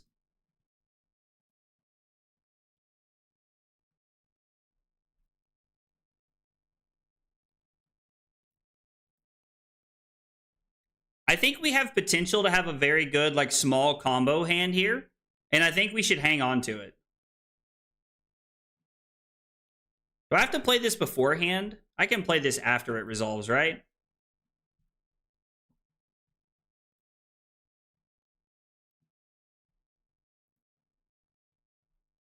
I was like, after that resolves is fine with me. We're going to see what we draw into off the Sigil of Brilliance. It's going to determine a lot of our turn here. I think we're okay cycling one of the Channel Lightning Valleys. I could consign to Cosmos, shock myself, let this go to make an embodiment, 4 go again, play Channel. I mean...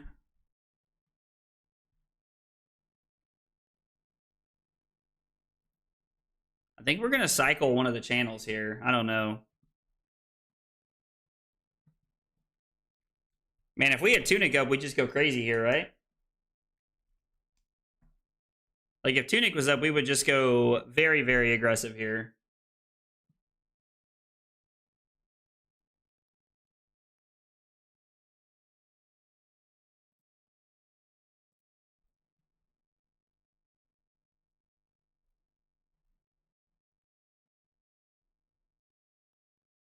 All right.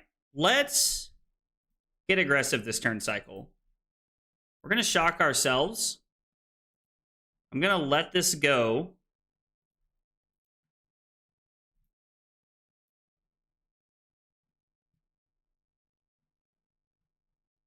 Was I supposed to play this before any of this happened? It appears that answer would be yes.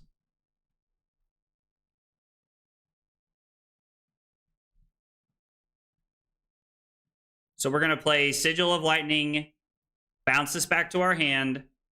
I made a mistake, but we can recover from here. We can play Volzar, and we can Mind Warp them for 6 to take a card out of their hand. And then we can Arsenal the Channel Lightning Valley, and we can set up for next turn.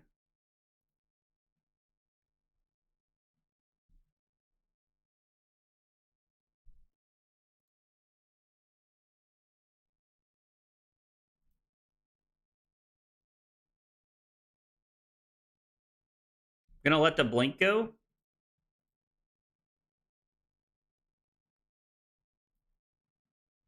I give and go again.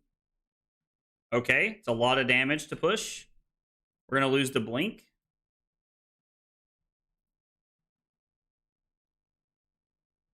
Okay. So this is going to be... This pops. Channel. Gone in a flash. We're not going to be able to keep the channel here, but I think just using it as offense is fine.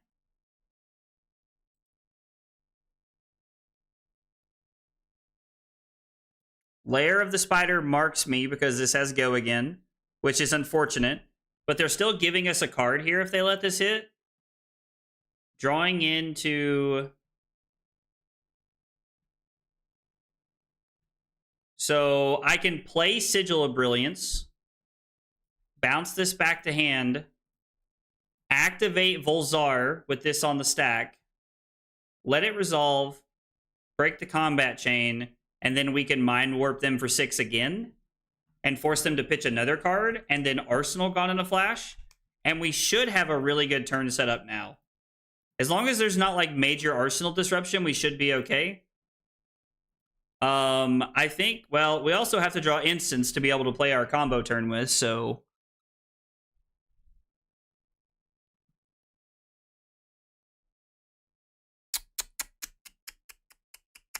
Are we just supposed to...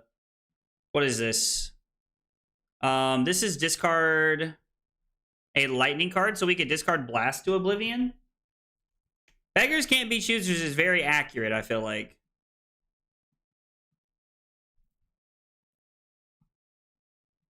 We can discard the Blast to Oblivion and look for something a little bit better to do here.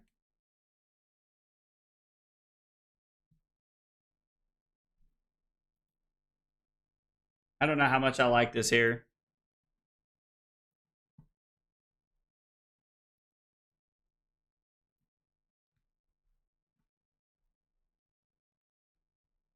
Well, I was... Man, like, do they have a Leave No Witnesses?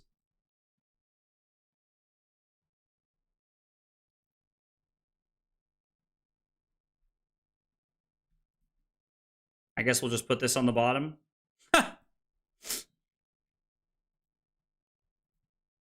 So we're going to lose 3 total. I mean, do I want to block with etchings? We don't really have anything great to do here.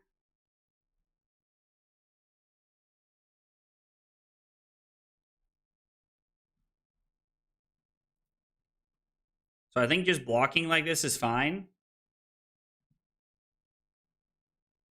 Yeah, I think we just want to keep our life total up here.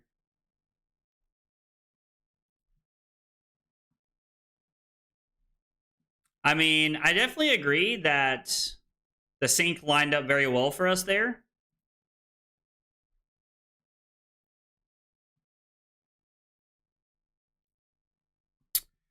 So if I play Blast to Oblivion and play Sigil of Brilliance,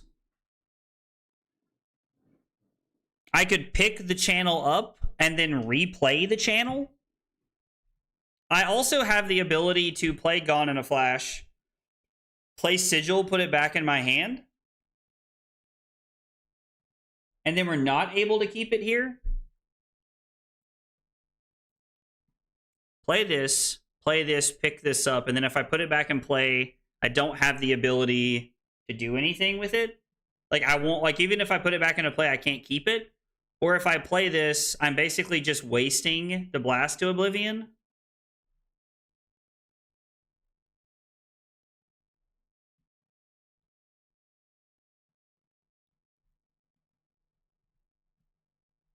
I mean, I guess we could just cycle, like Dave's saying, we could cycle the channel, which seems okay, I guess. We'd be looking for like another instant effect here. I swear my draws are always worse on Talishar. They do feel that way sometimes. Yo, Can't Stop the Pop. What a cool name. Thank you so much for the sub on YouTube. I appreciate that a whole bunch. Guys, if you are here for the first time or you are new to the channel, we got 3 questions we ask everybody when they're new. What's your name? What got you into Flesh and Blood? And what are your favorite hot dog toppings? Tell me about yourselves. I would love to get to know more about you guys. So we're going to pick up the channel. I think we're supposed to just play it. We can now pitch this. Play this to Volzar. I mean, we also could have like thrown 4 more damage, but I think having the channel in place is just good enough, right?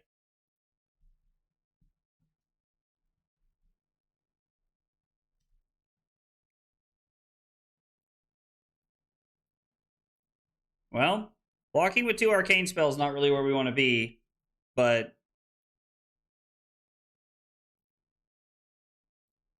this hand has potential to do some cool stuff. We need a good Brilliance draw here.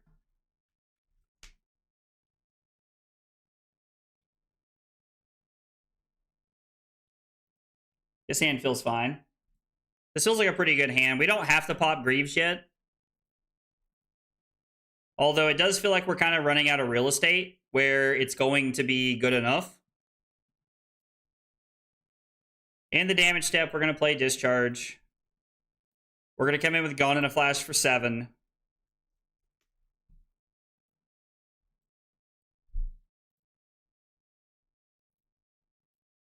We're going to draw... We're going to play Sigil to gain 3 life.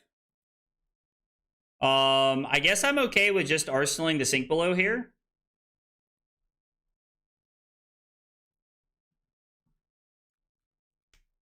This hand feels pretty good. Yeah, I'm willing to just take 1 here. Getting marked is not the best thing in the world, but it's fine.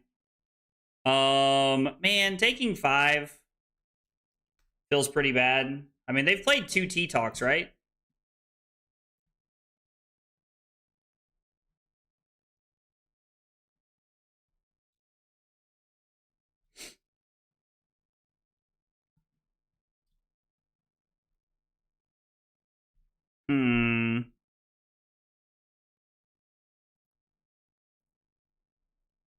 We could block 3 and play Sink Below to try to shut their turn down here.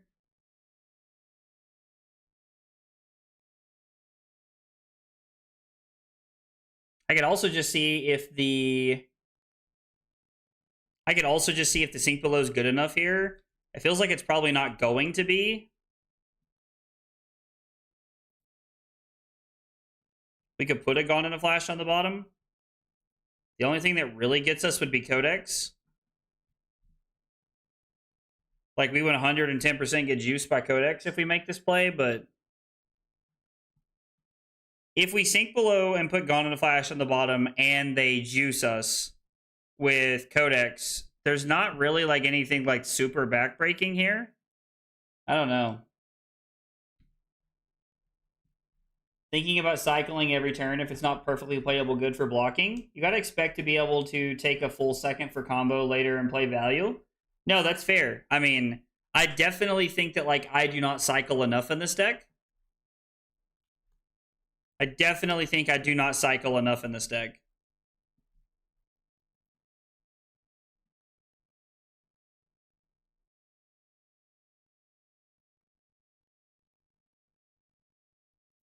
We're going to play the sink below. Put this on the bottom. All right, well, we don't have the arcane spell here, but this is looking about as good as it's going to get.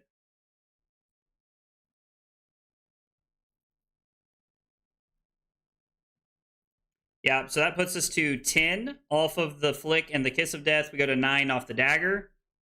And then we're just going to play out our hand, I think. I think this is just as good as it's going to get.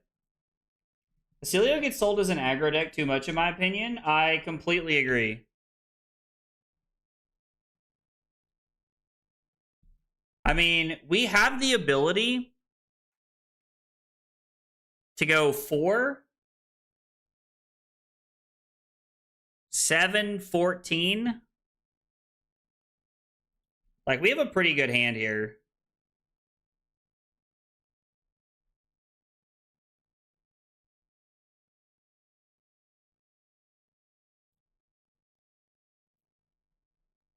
We're going to blink this back now.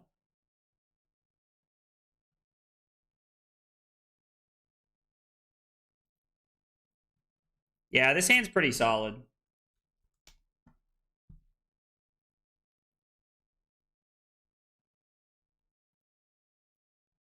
I'm not sure if using Greaves is correct here, but we've denied them sink below twice now. This is going to be 7 into 7. Not having the arcane spell here really sucks, but I think just we threw, what, 22 at them this turn cycle? We can probably try to close the game out with, like, some shocks or something from here.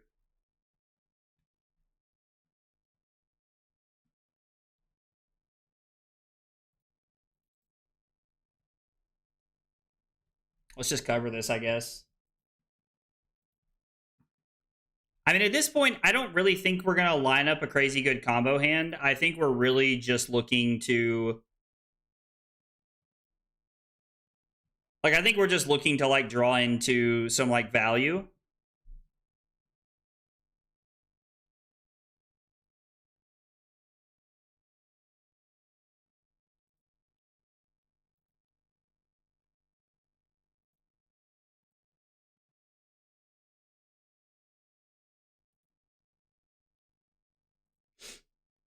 Yeah.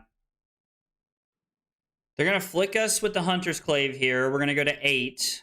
We're then going to take 5, fall down to 3. They draw a card, and then they have at minimum 1 more value on the board. I mean, I can't block this, so it is what it is.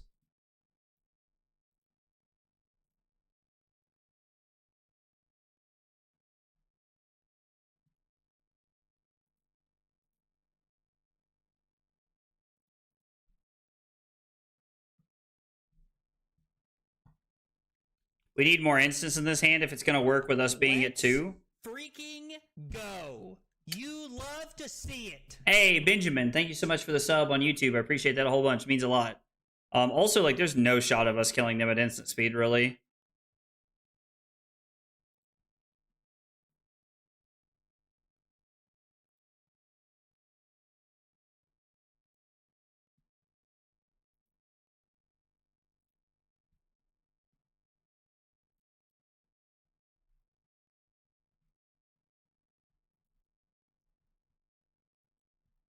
Yeah, so we go to 1, and all they have to do is flick to kill us from here. We're going to cycle.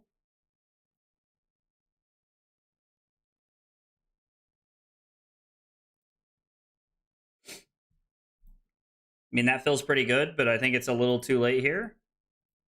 We go to 2. Yeah, I agree. Spell Void 3 makes it impossible for us to, like, get the win at instant speed here.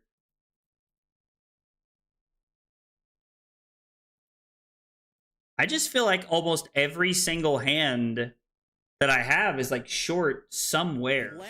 It doesn't really matter what it is. Go. You love to see it. Yo, Matty Cheese, thank you so much for the follow on Twitch. I appreciate that a whole bunch. It means a lot.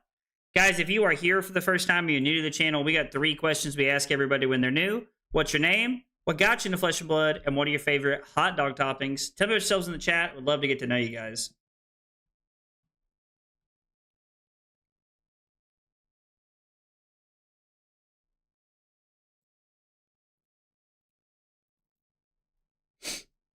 I don't think there's a lot of things that buff this, if there's any, to be honest.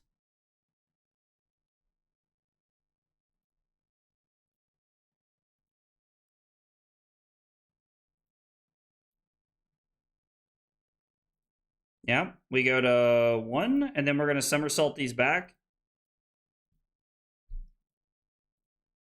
I mean, we have 2 copies of Shelter from the Storm in our deck. Again, somewhere. Somewhere.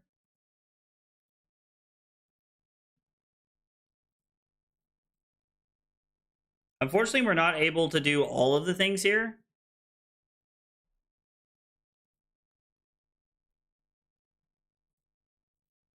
We'll put this into play, and we'll just arsenal the magnetism here. I don't like this card. I don't like this card. Like, Yudo says I should play it, so I play it, but I do not like that card in any capacity.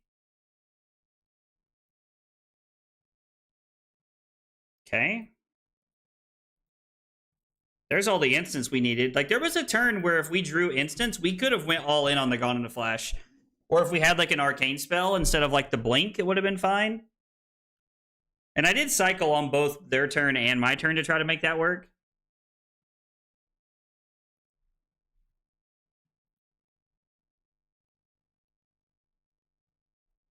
There's also one more Sigil of Solace in our deck. Yep, we are just dead. I was probably supposed to somersault that back, but I don't think it mattered. So yeah, we somersault that back, and then we block with it, and then our turn is cycle away the blink into a Sigil of Solace. Yeah, there's double Shelter from the Storm. My God, our draws have been abysmal tonight, guys. Like, I don't know. I know I'm not the best Oscilio player in the world, but, like, at a certain point, like, I mean, Talishar is just, like, giving me the business tonight, and I have no idea why. Mario, we did go second. We lost. They pushed 7 damage on turn 0. Had multiple turns in a row where combo would have been insane due to lack of disruption. Could not draw good combo hands. I don't know what it is with Oscilio, and it's like love-hate relationship for me. I don't know why it hates me so much. I love Oscilio. Like, I love to play this deck, but, like, I just can't, I don't know, we can just never seem to, like, pull all the right pieces together. I'm going to take a break so that I can use the bathroom really quick. We still got another hour in the stream. I just got to use the bathroom, and when I come back, we will be playing more Oscilio. Thanks for hanging out tonight, guys.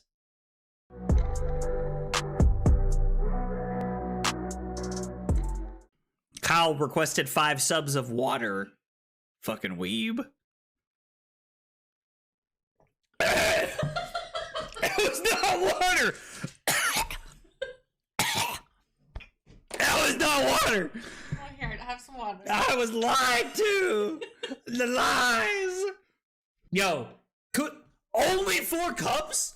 Listen at this man. That is 4 full cups, Cusco.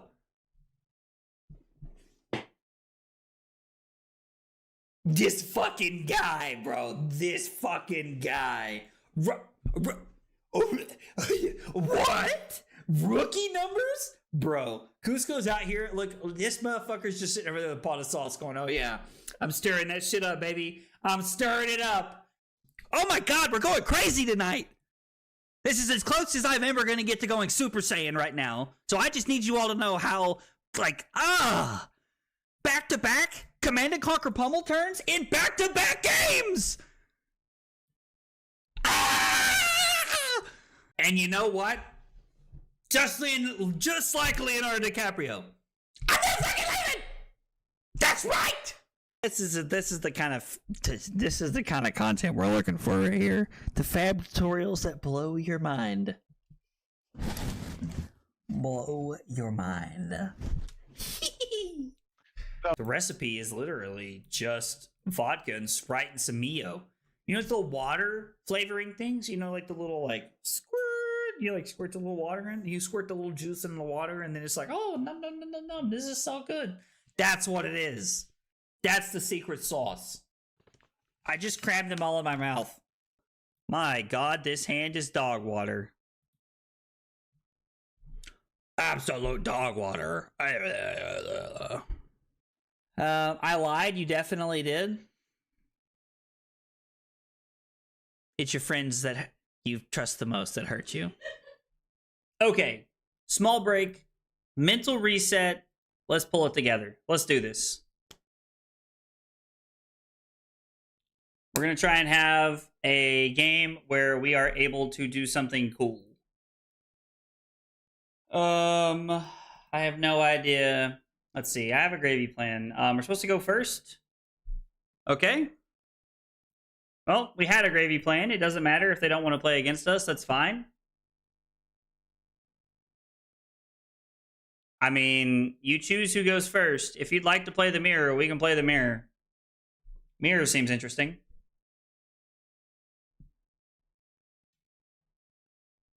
Yep, there it is.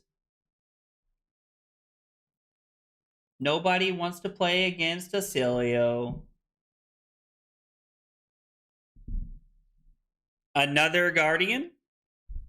Hey, they picked already. Cool, best of luck to you, friend. Alright, let's see what we can find here. I do have a Volta guide. We did not play Burn Bear against our Guardian opponent earlier. We're going to try it over Eclectic Magnetism and see how it feels this time around. Glyph, Null Shock, Shelter, Sink Below. I'm curious to know how this feels over Magnetism in this matchup. Although there was like some cool Magnetism lines we had earlier, I'm curious to see how this feels. This is more of just like a testing for me personally. They're on AB1. I feel like them being on AV1's pretty good for us.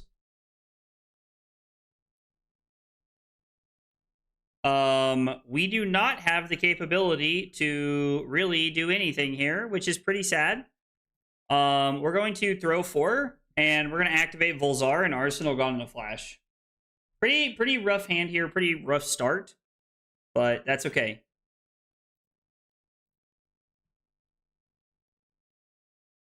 That makes sense.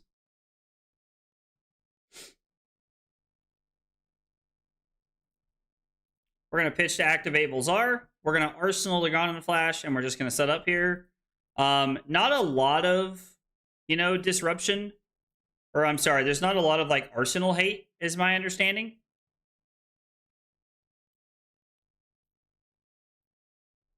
Plus, we have a Sink Below in hand. So, we can block. Ooh, that would have been a good play. I hadn't even considered that. Thank you, Sias. Yeah, like we could have pitched the current funnel there. So this is just 10 value here they're going to throw at us. Tide Flippers and Null Rune Gloves. I'm only on AB2 in my IRA list personally as well. I think we're going to bottom the Channel Lightning Valley here. Or maybe we play Channel and then Gone in a Flash. No, I think we're supposed to sink the Channel away. It's super weird because I always want to put Channel Lightning Valley in play, but like in this deck, it just feels like we're looking for something better.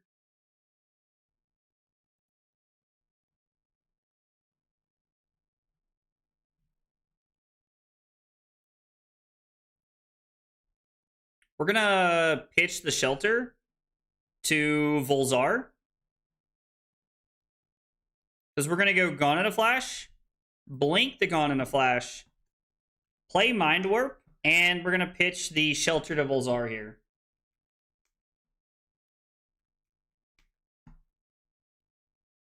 That's true. We could have then played Sink Below and put the Shelter on the bottom. Yeah, I've got to remember I'm supposed to cycle first. I think that's one of the biggest things that I really need to focus on, is that I need to just absolutely like be cycling more on hands that don't work.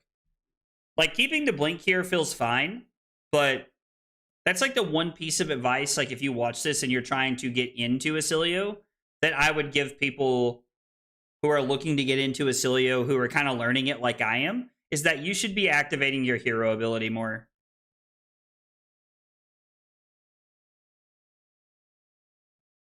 Do I need to refresh? Nope, we're just waiting. Yeah, it was so broken in Aurora, I just got used to like automatically jamming it every single time I drew it. Because like it was like probably the best card you could play in Aurora, and that is not in any way the case for that is not in any way the case for Acilio. It's just kind of an instant that occasionally draws you a card, and even more occasionally you can keep it in play. An AB2 glove? Dude, that would be awesome, Brock. That would be really cool. Let's. This hand feels pretty good. Go. You love to see it. Yo, Jacob Vandergriff, thank you so much for the sub on YouTube. I appreciate that a whole bunch. Guys, if you are here for the first time, you're new to the channel, we got 3 questions we ask everybody when they're new. What's your name? What got you into Flesh and Blood? And what are your favorite hot dog toppings? Tell me about yourselves. I would love to get to know you guys. I think we're just blocking Comet Storm and Shock and Lightning Greaves here. And then we can go 4 etchings.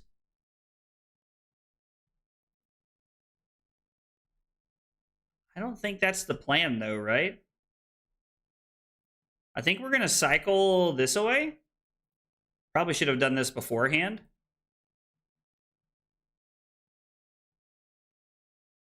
Yeah, but we could have just blocked with more cards here.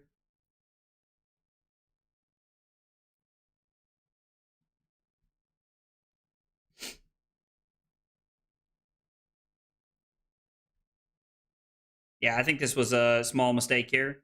So we're going to play Channel Lightning Valley.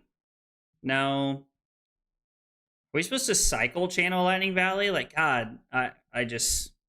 that play right there hurt us.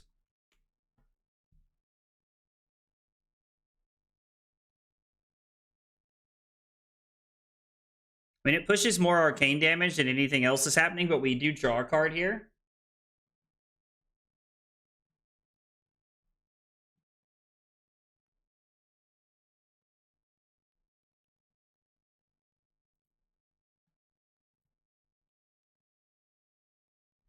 Let's see what we draw into. We might draw into something pretty good here.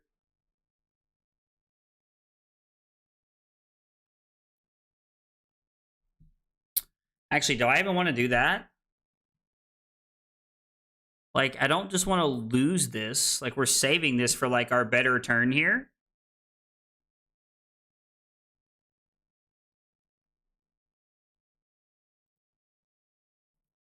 Yeah, I think we're just going to keep the etchings in hand here.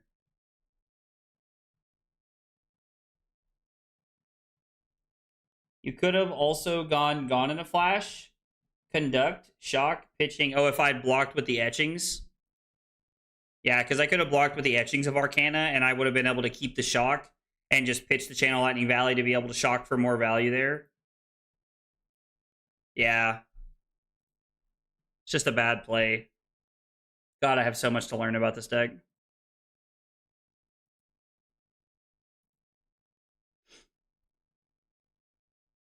Imposing Visage for a Leyline of the Old Ones. It's almost never cycle or pitch first Conductivity. Okay, and then just keeping Volzar around all game. In my head, I was thinking about that and etchings of Arcana.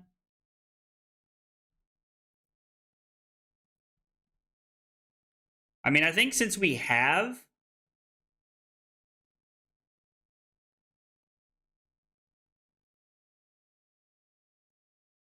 we can block like this. Since we have the... I don't want to lose my Arsenal. We could also just, like, take 7, lose our Arsenal, and then go Gone in a Flash. Brilliance.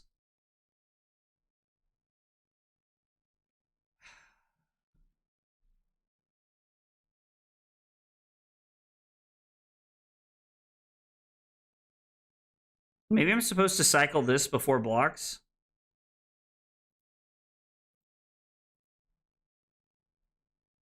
I guess we'll cycle this now to see what happens.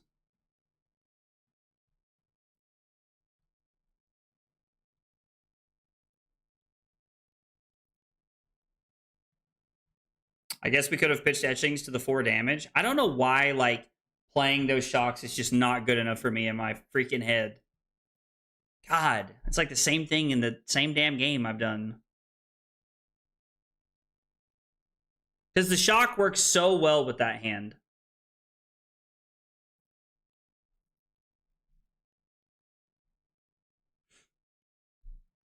I'm going to play this. I'm then going to pitch this to activate this. And then we're going to play etchings. This is a much worse play than what we could have done, but... Oh, man. God, I'm not making Oscilio look good tonight.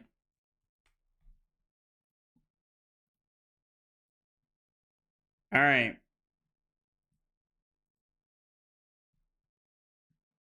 We need them to not have Arsenal disruption here.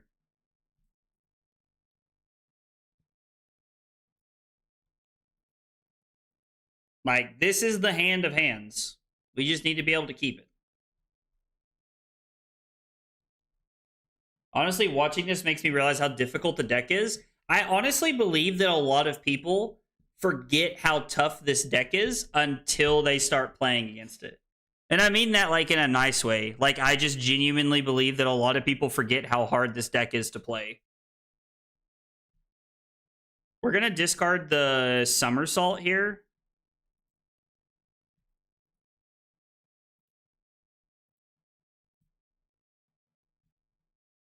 And then we can discard the second Sigil of Conductivity here.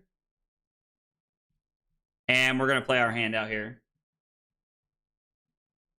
And I don't mean that like in a bad way. I just mean that, like, I think a lot of people play their own deck a lot. And so then when they watch other people play the deck that they know and they love, like, they don't really truly realize how tough it is to do well with that deck.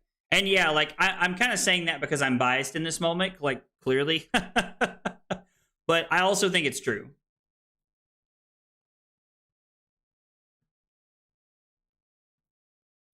Like, especially the Wizard class. Like, Guardian's a little bit more straightforward, but I don't know. Like, I could even see, like, some confusion for some people who have, like, never played Guardian before. Wizard is tough to play. I really struggle with it. I feel like I would do better with Verdance, but, like, this being, like, a combo-y deck does make it tougher to play, in my opinion.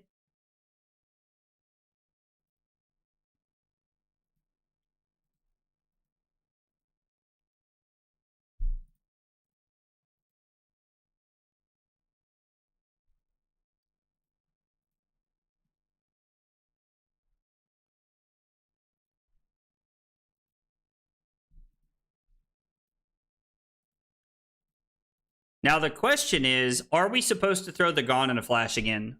Or are we supposed to keep it for, like, a smaller mini combo next turn? As I'm on a bit of a negative win rate in the last 20 games or so, but weirdly, this is reminding me how far I've come. I mean, honestly, I'm glad I could help with that. And, like, I mean that very sincerely. Like, I'm glad that, like, me playing this deck could, like, remind you that you're a lot better at it than you think you are. And like, I'm not being, like, sarcastic or anything. I mean that very seriously. Keep it if you have Sigil of Lightning, in my opinion. We have Sigil of Lightning and Brilliance for next turn. It's just 4 extra damage, I guess, that could, like, force a card here. We'll break the combat chain and we'll keep it. We'll see what happens. Well, Burn Bear blocks for 3, I think. It's possible that throwing it is just better because they are at a low life total.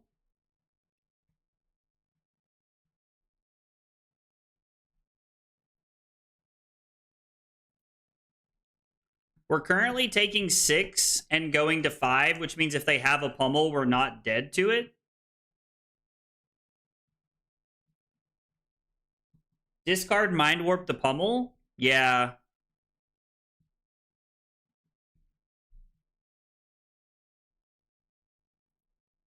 And there's no world this is double pummel.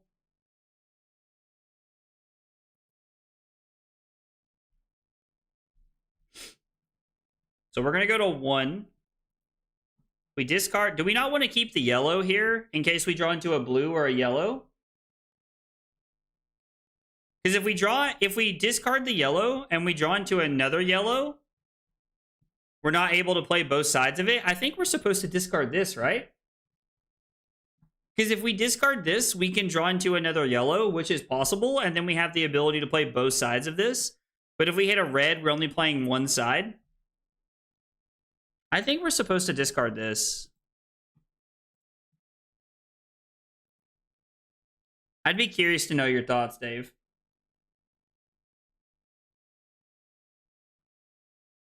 You can go blast Mind Warp. I only get one action here. I don't understand. I think we're just supposed to crack the arms and just try to, like, get value here off of this. Like, I think cracking the arms, since they have AB1, is just, like, super free for us.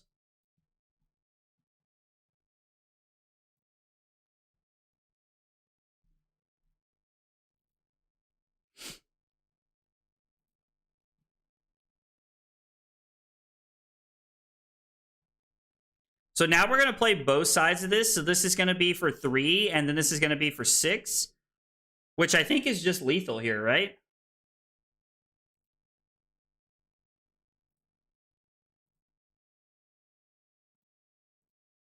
We're going to target them for both sides, and then we'll amp here. We're going to amp because it matters more on the if they have an Arcane Compliance in their deck. Vincent, Prism, Oscilio, and Gravy, I think, are contenders for highest skill ceiling decks. I mean, I think that's fair. I think this is just lethal, though. Like, I think the shock is just enough damage, actually. Well, my 2 wins have both ironically come against a class that I play. I don't think that's a coincidence. I also feel like we drew better that game. But I also understand how to block the deck better than I do other decks, so that probably also has something to do with it. Let's see. 25 Valda. We went first. We did get the win. Was able to block and go for big combo turn with 4 instants and Gone in a Flash. Closed it out by going to 1 and throwing both sides of Comet Storm / Shock. It's worth mentioning that if we had kept the red on like what Dave's talking about, I would have been able to play that because we drew a blue. But I still believe that... I still believe we were supposed to keep the yellow there. I don't know.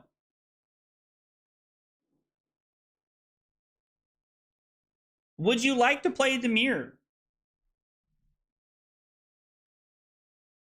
I actually think I'm 2-0 in the mirror, which means we'll probably lose now. LOL? Let me see what my game plan is for the mirror. I'm pretty sure it's just bring in the arm piece. Oh, actually, it's not. I just actually have it set up so that we are playing Old Knocker looking for combo, and then we're just trying to combo as fast as possible. So we're on... It says we're on Magnetisms, but I freaking hate that. Like, I hate this card.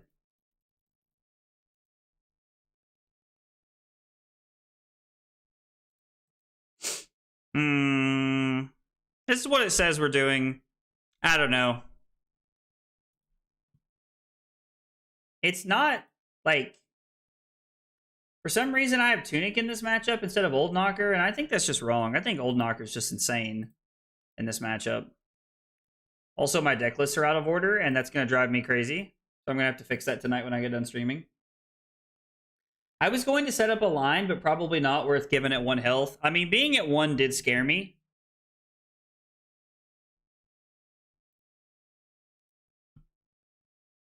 Is it worth taking 1 to keep this? The answer is probably yes, right? The line I went for would be Blast for Shock, Conduct for 6 with arms, but if you draw the red, you only send 7. So drawing the blue would have worked out really well for us there. with what you wanted to do, Dave? They also have Sigil of Solace on turn 0.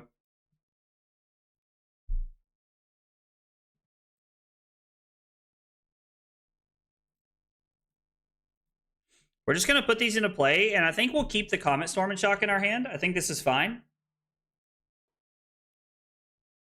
They also presented 60 into us, which I like.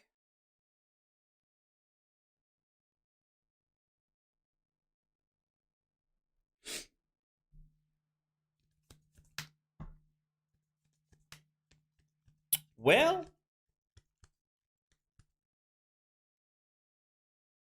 we have a line where we can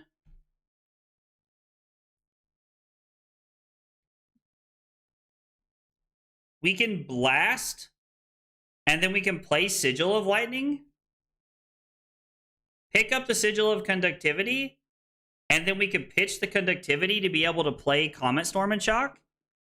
But, oh, wait. What if I went Blast, play the Shock, pitching the Sigil, and then we pick up the Sigil of Conductivity, put it back into play, and then Arsenal Sink Below? I like that better. I think that's better, actually. Yeah, I like that better. We don't have to reinvent the wheel here. And I feel like I was about to try to for some reason. Oh, man. Yeah, like, I feel like even to, like to Rose's point, like, even if I was to sit down and play Gravy, I do not feel like I would find the intricacies and the ins and outs of the deck. I think it's probably easier to play than Oscilio, but I do not think I would have a lot of success.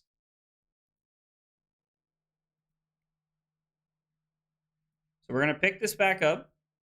We're then going to activate this. Oh, wait. Shit. I missed 1 point of damage. We'll keep that in mind. If we lose 1 point of damage here, we'll know exactly what I missed. Because I'm supposed to pick that up, and then I'm supposed to activate this. Yeah, so we missed a point there. So I got to keep that in mind. There are a lot of lines in Gravy Bones. I agree. It's a very intricate deck to play. I think we're going to put the current funnel on the bottom. No, actually, this hand's insane, right? Because we get to go Flittering Charge, Somersault the Flittering Charge, current funnel, Flittering Charge into... Yeah, we're just going to play the Sink Below here. I'm going to go back to playing Ira. Like, I like Ira. We're going to be playing it over the next couple weeks. I think the Ira deck's very good.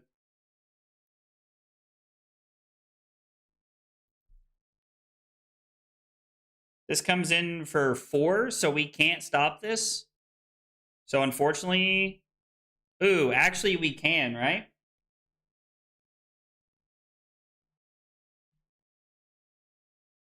We can pitch the current funnel here.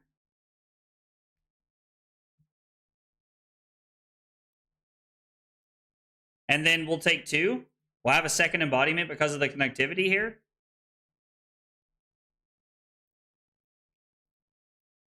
We're going to crack both of these, come in for 4, go again. We're going to somersault it.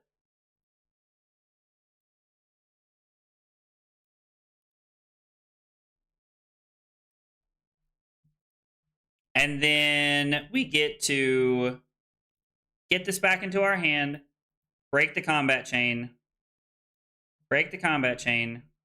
mind warp them for 4.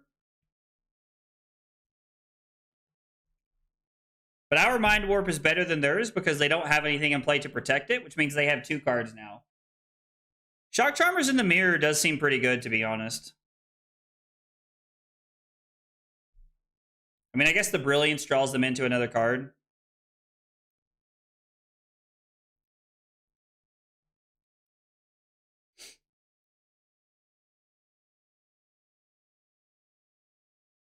Okay. I was like, you have to activate Volzar now.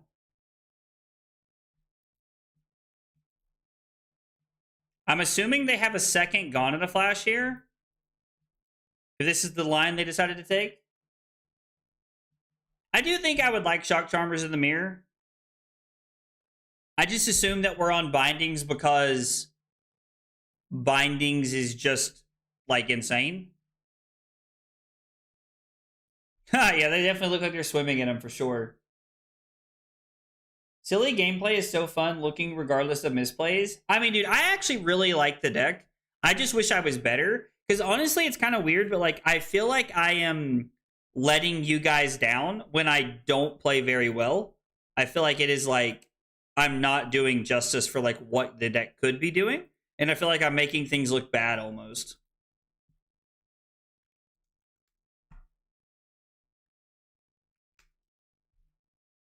A discharge?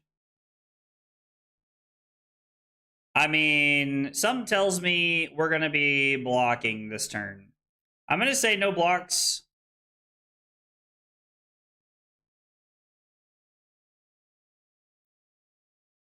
Actually, let's just go ahead and force them to do this. Future #1 Ira player? I don't know about that. I don't know about that. I hope so. I really like Ira, so...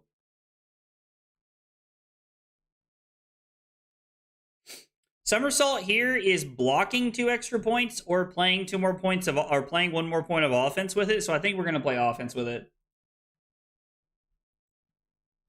Have you seen... Dude, I love Simon. I'm so glad Simon's back, bro.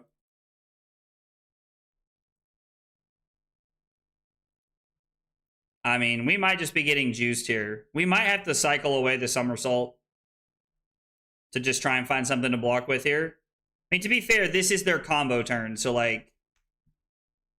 Yeah, let's just go ahead and cycle this away.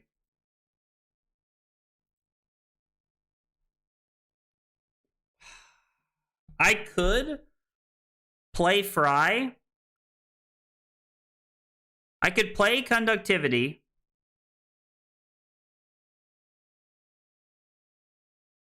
No, I wouldn't have any action points this way. I'd be giving up 3 points of value for this to be able to make an embodiment here. It's probably just better if we just block.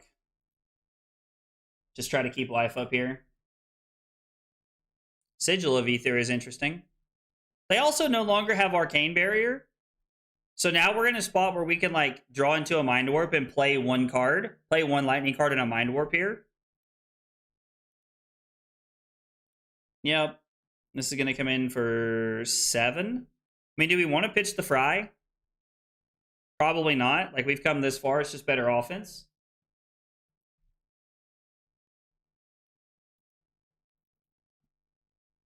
I know it shouldn't feel that way when I play a new deck and I'm learning, but, like, I do feel that way because I don't know. I just feel like I want the deck to look better for you guys. But like I think that's a pretty unrealistic expectation most of the time.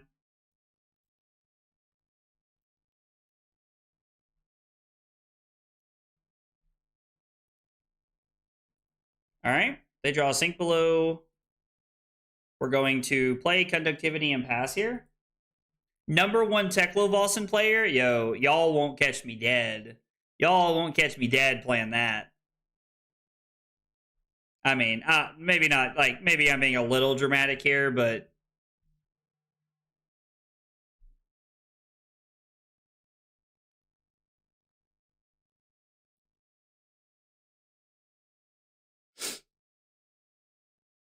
we had a Gone in a Flash in Arsenal, this hand would be insane. This hand would go like 30 kinds of ham if we had a Gone in a Flash in Arsenal. They're cycling now, which is pretty weird.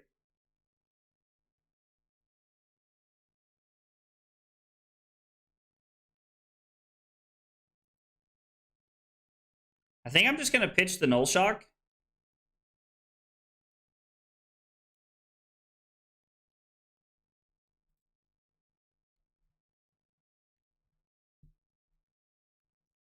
I knew you'd eventually see the light. Yo, Billy, you've been talking to John too much, bro.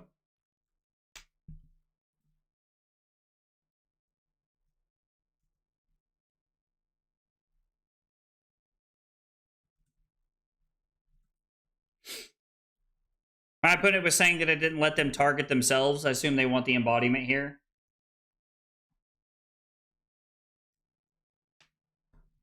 Yeah, I guess Null Shock does seem pretty good in the mirror. Like, being able to, like, target something seems pretty good for them.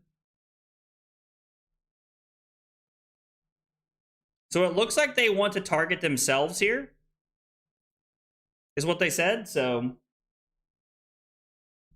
if I had to choose to take Kano or Teklo to a calling, what would it be? Ooh, I would definitely take Teklo Vossen. I'd probably lose way more, but I would much rather take a deck like that. We're going to start by cycling Discharge.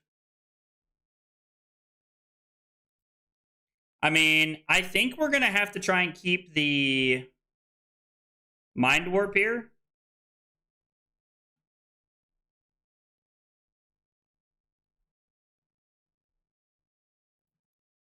I don't know. We're going to have enough life to be able to draw Gone in a Flash to where it matters. But, like, we need Mind Warp to slow them down. And the problem is, like, I think we're just going to be dead enough to where it's not going to matter. Like, if they get to go Gone in a Flash number 2 here, or I guess it would be number 3. They get to go Gone in a Flash here and to, like, bounce it and pick up some other stuff, it would be crazy. They could also, like, Etchings for a really good play here, since it has Go Again off of the current funnel line. Yep, I just had to speak it into existence, didn't I?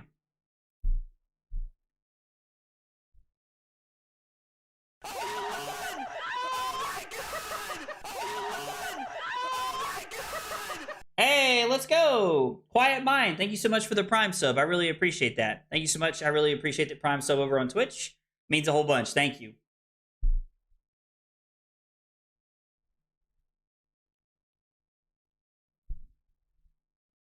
So this is going to be coming in for 4. Is there a world where I just want to play the Sigil and, like, have 1 card in hand?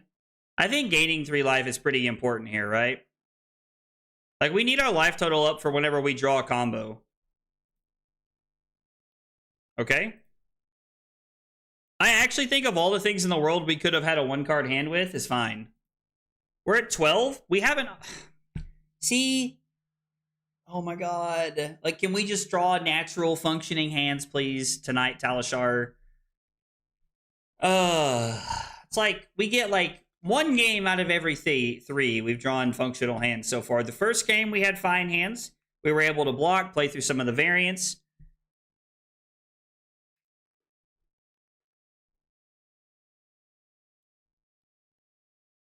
I mean, at least their hand sucks. That makes me feel a little bit better. Usually catch the replays on YouTube, but wanted to give you some Bezo bucks. Well, dude, I really appreciate that. That means a lot. I appreciate that a whole bunch. I like to tell people to use their Bezo bucks when they can. There's a lot of great streamers out there who would greatly appreciate your Bezo bucks. So appreciate that you're willing to share that with me. It means a lot. We're just gonna take 4 and go to 8. I think we just have to get lucky.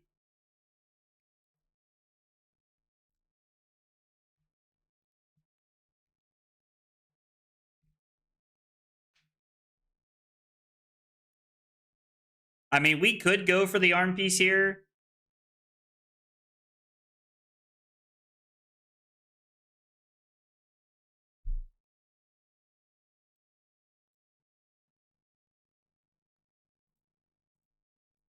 Like, the problem is this hand does nothing. They're at 32. I just want to play the Brilliance, right? Like, we just want to play the Brilliance, I think.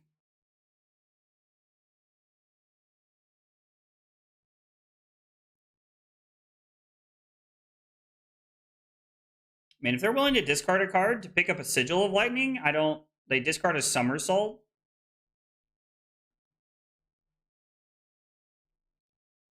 They're drawing pretty clunky hands is the only reason we're, like, in this game right now. We'll just go ahead and run this out here, and then we'll pass. Not a whole lot going on otherwise.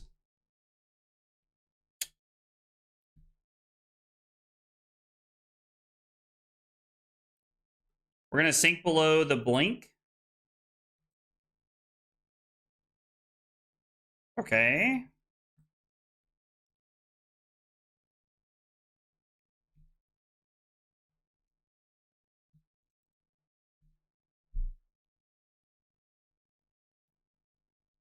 I mean, I think we're just digging. Like, we're just looking for the Gone in a Flash at this point.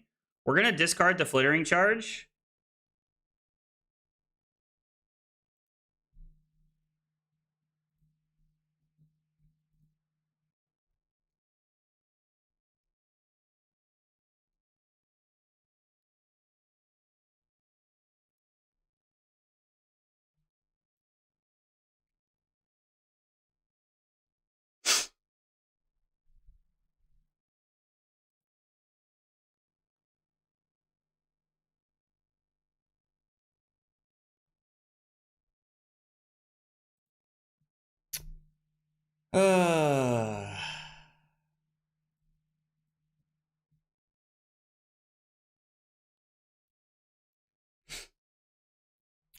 Blast for 7 into play Sigil of Brilliance to pick up the other one.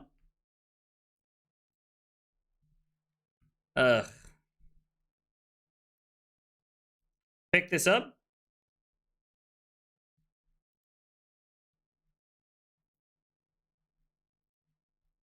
I mean, if they have a shock, it doesn't matter. I was like, yeah, you can just play it. It's fine. Like, you did not have to play all your other stuff. I mean, this game was like such a landslide. Like, this is just one of those games where it felt like only one of us played the game.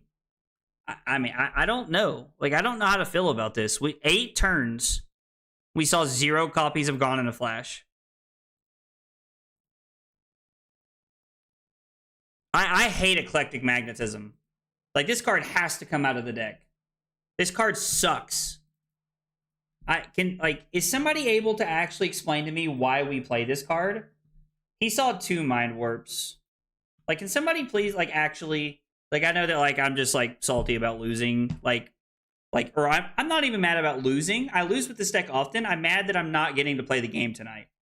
I would like to understand why we play this card, because I feel like this card would be better as literally anything else. We played the Oscilionaire. We went second. We did lose. Saw 0 copies of Gone in a Flash in 6 turns. Op was at 30 when the game ended. Wasn't able to set anything up.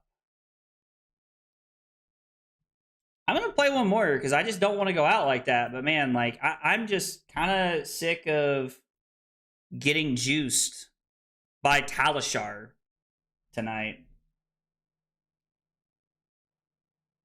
I've swapped Eclectic for Lightning Press / high voltage testing. Are you going to leave, opponent? It appears not. They said hello.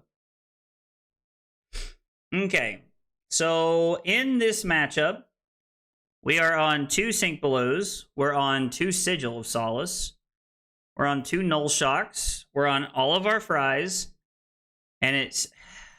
I say hello and then leave.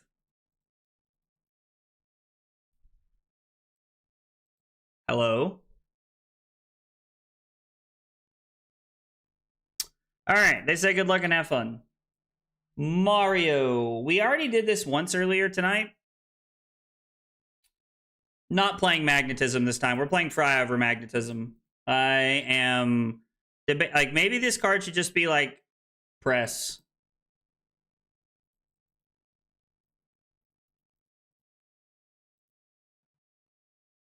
And we're supposed to be on Glyph Overlay, and then we're going to cut our current funnels. We're going to see how this feels. We're going to try it this time without Magnetisms. I do not like Magnetism in this deck. I don't know. If I play Eclectic, it's just a block card. I honestly don't like Eclectic. Okay. So I'm hearing from a lot of people we do not like this card. Which is pretty funny to me. We're just going to use the snag efficiently, and we'll just go ahead and put the Sigil of Brilliance into play. Well, there's not much we can do about that, so that kind of sucks. They just natty had T-Tox and Kiss of Death here. So again, we're just starting the game at 32. Yo, they're on Blood Splattered Vest. have some questions there. We'll just play this. He just wanted to say hello to chat. That's funny. Honestly, it would kind of make sense too.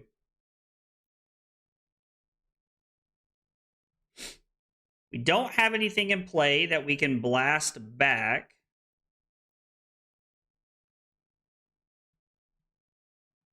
So this is going to be Fry. They're on 0 AB here. We're going to go ahead and somersault the Fry.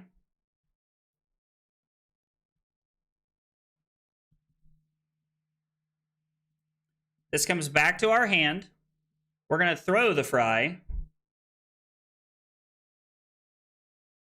It's a 1 for 5. Can Ira get a hold of this? LOL.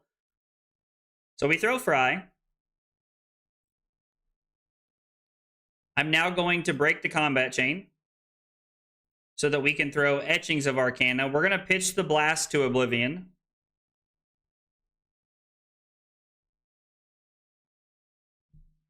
No, we're going to pitch the Sigil, right? And then we're going to play the Sigil of Brilliance. No, I think I just want to pitch this. So the idea here is that we're going to pitch this to come in for 6.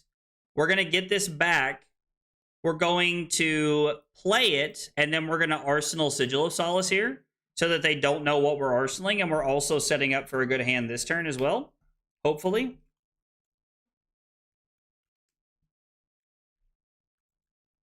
I mean, maybe we can like sit and take a look at like what our deck is doing after this, because I have not enjoyed having Eclectic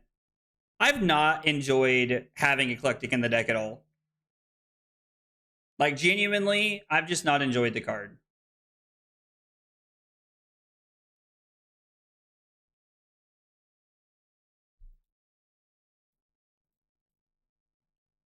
We'll just block here. We can, I think are we supposed to cycle the snag?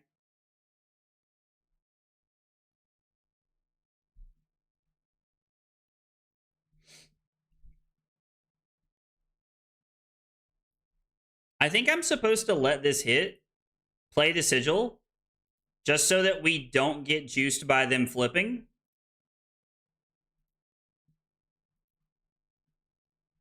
The blink would have just been cycled. So Sigil of Brilliance pops. Etchings of Arcana is fine.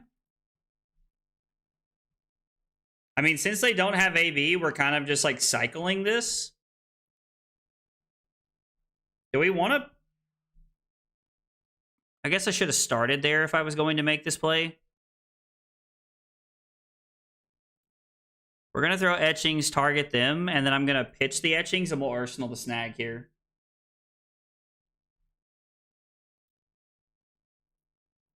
Put this in play, Arsenal, snag, and pass. I'm not going to pay. I think I would rather have the snag in my arsenal.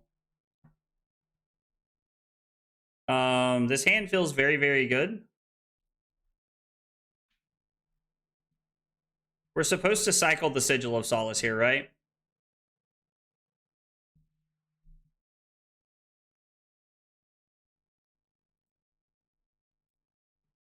We want to find a 3-block off the top of the deck. Actually, does this matter?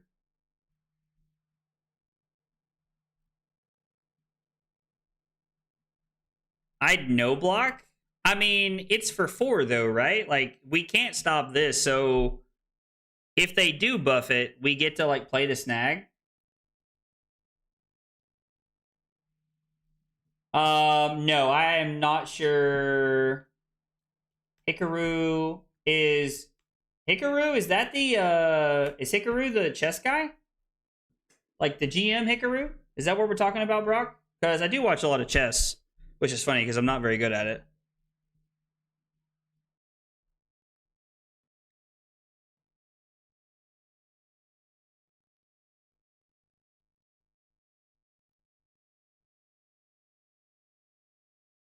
Hmm.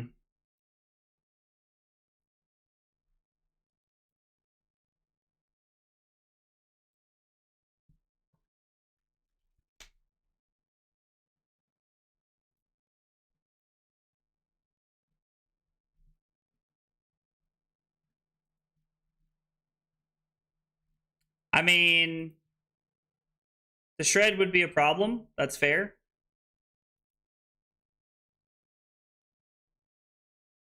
They have to have one more reaction.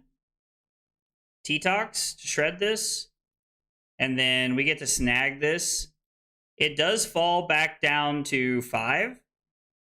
I'm going to... We're just going to clear our hand here.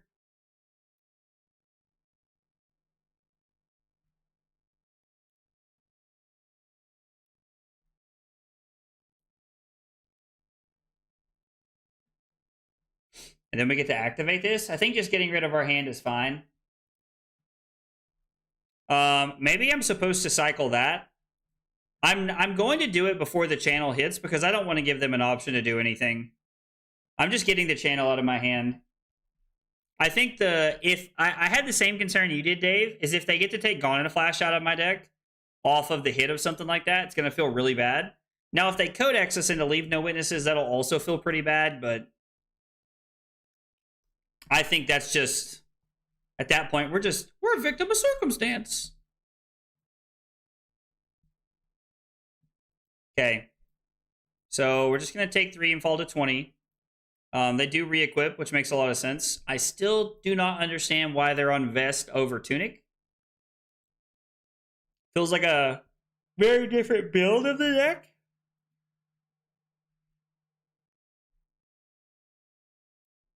Somersault seems like a perfectly fine Arsenal target, actually. I could pitch it to Volzar to, like, keep the channel around, but... we should cycle one of these, right? Like, I'm willing to take one here. We should start by cycling one of these, no matter what. That's not any good either.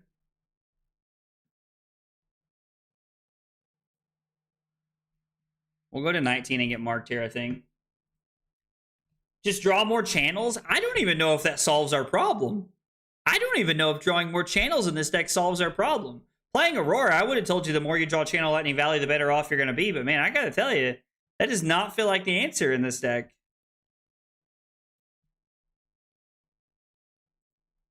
We're going to say no blocks. We're going to play the Sink Below on, and we're going to put the Discharge to the bottom. Is that the last? No, it is the last T-Tox, actually.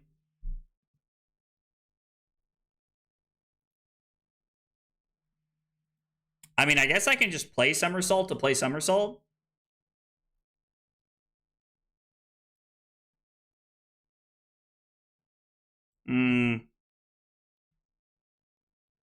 Technically better we giving them one less gold, I guess. Or silver, or whatever the heck they make. I think the value of putting this into play is more important than... putting the Sigil of Conductivity into play is more important than keeping Channel around. It does make math easier. It does. Discharge off the top. So lots of instants. I mean, we're also, like, running out of room here where we can...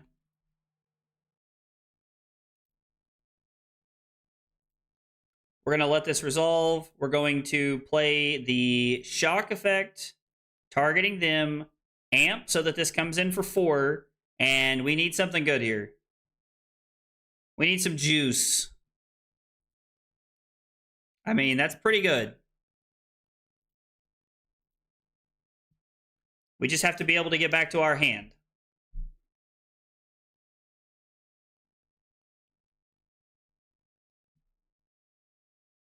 Do we want to cycle this conductivity away?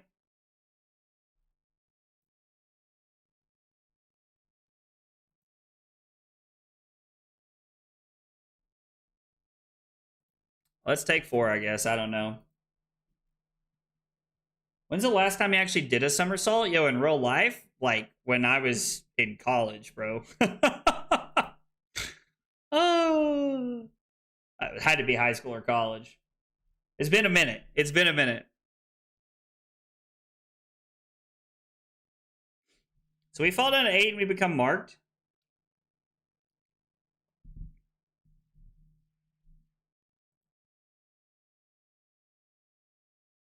The problem is we're going to have to block with something.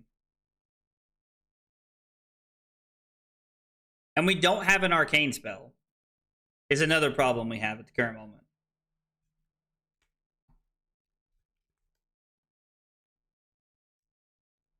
We are going to cycle the Sigil of Conductivity in my hand. I think we're going to have to try and look for something better. Codex here is interesting. And bad for us.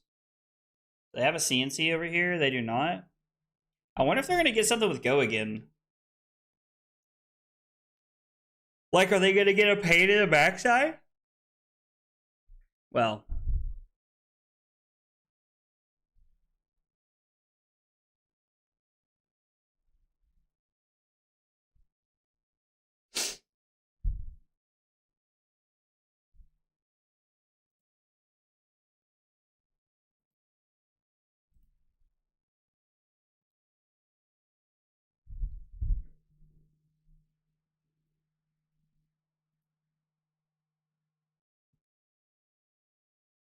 I mean, is there a world I'm supposed to block with my headpiece here? It's very possible that we die. I mean, I guess Sigil kind of protects us here.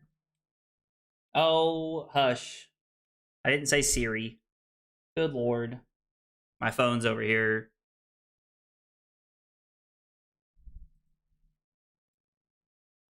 This goes back to 2 when I become marked, which is fine.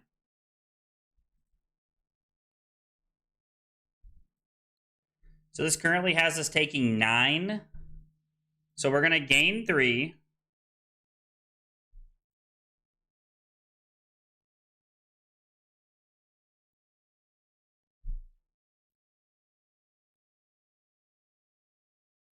We're going to play the instant side of this, and we're going to come in for 2 arcane damage. This is going to put them down to 15. We're going to go to 1, and we're dead to Flick Knives next turn, unless we draw a Shelter. Shelter, or I guess, we've already seen all 3 sigils. So me getting rid of the sigil on that turn cycle was pretty relevant there.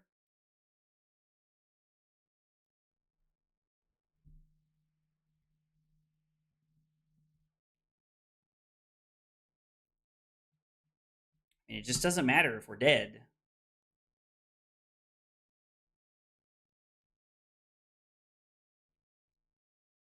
Like, obviously, this version of the deck that I've put together just does not function. This is wrong. I'm not supposed to block here. I'm just supposed to discard Shelter. Well, now I get this option.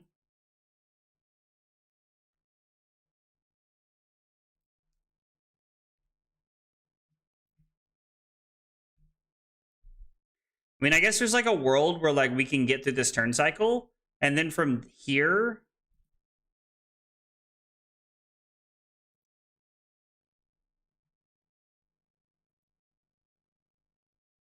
I don't think we can do anything other than play the Sink here.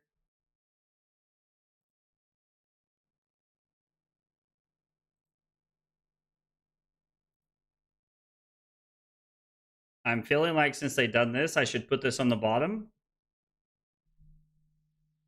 I would have loved to have seen any number of Mind Warps before now.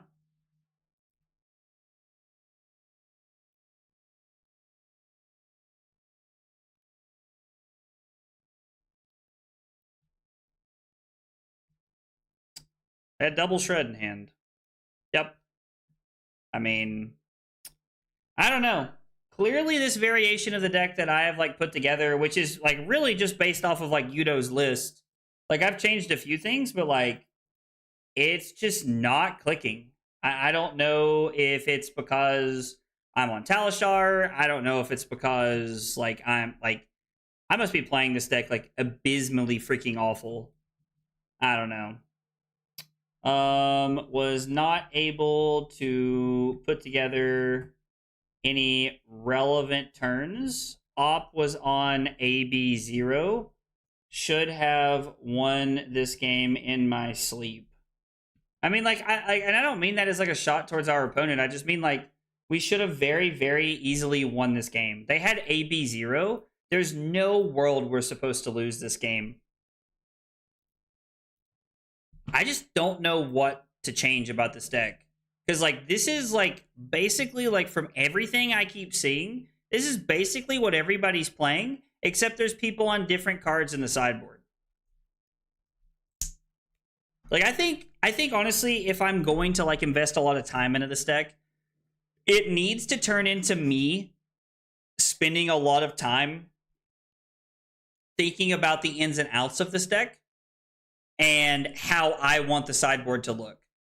Because I can tell you right now that, like, I do not think these, like, 1-cost cards are very good. Like, the Null Shock is fine. Like, as an instant and something, it's like, I don't know. It's fine. Eclectic Magnetism is, like, probably the worst card I've added to this deck. I think having Sinks and Shelters is fine. I'm also debating if I should just be on Sigil of Solace in every matchup. Like, should Fry and Sigil of Solace just be in every matchup? And so we're on 54 cards, and then we start looking at sideboarding specific cards. Let's see. So if I added 6 cards to the main deck, that would leave me with 5, and 54 is 59. That would leave me with 21 sideboard slots. So I could add in Cap of Quick Thinking, which I think is fine. I don't know. I've heard a lot of people say Cap of Quick Thinking is good. Hey, Steven, what's up, buddy? Yeah, I don't know. Like, the fact that we had 3 games tonight, I think it was 3, where we didn't see it gone in a flash in the first 7 turns of the game. Just, I don't know how you're supposed to win those turns. And, like, I can feel the things that I'm doing wrong now that I'm looking back on some of the games, because it's like, I should have been prioritizing using Blast as setup turns. And there was multiple turns where Dave was like, I would have done this, and I didn't make plays like that. So I think I don't know.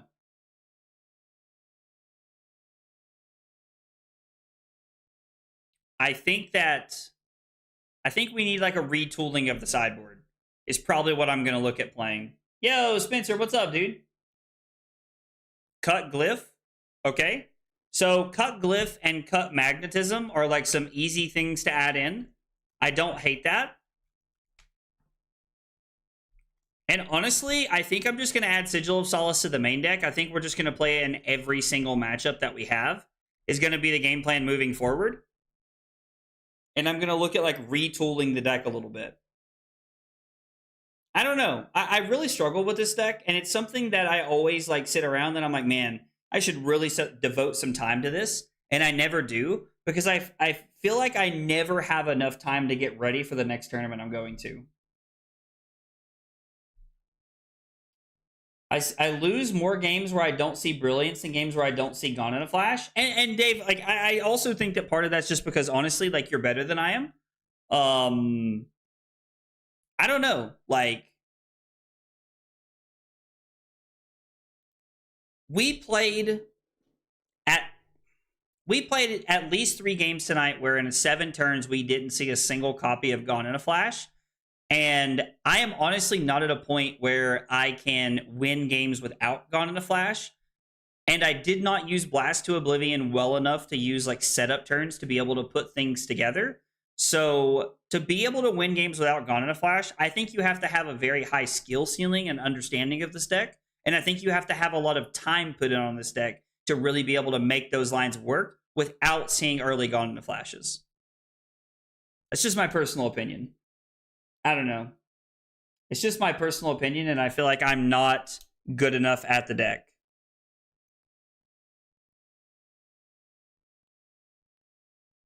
Like, Blast to Oblivion is insane. And when I started playing this, like, when I started playing Oscilio, I did not understand why Blast to Oblivion was so relevant to the deck. And now that I've spent some time playing it, I definitely understand that more. So, I don't know. I'm going to work on the sideboard. I'm going to get some thoughts from some other players, like other people who've been doing well with the deck. And we're going to keep working on it. This was definitely a good learning experience tonight. 2 and 5, beating the 2 Guardians we played, which I've been told is, like, basically, like, free wins from Yudo. But Yudo says everything's a free win. So I mean, you know, I don't know. I think you should think about every turn as though you had Greaves. It can help with getting a huge combo turn without Gone in a Flash. Think about every turn as though I had Greaves. All right, I'll add that to the list. Thank you, Spencer. I appreciate that.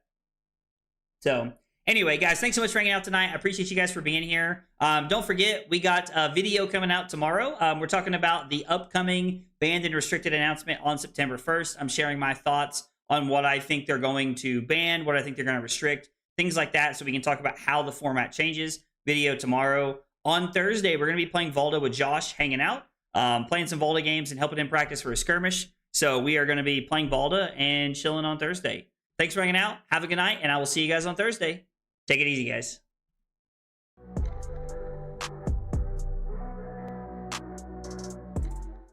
Kyle requested 5 subs of water. Fucking weeb.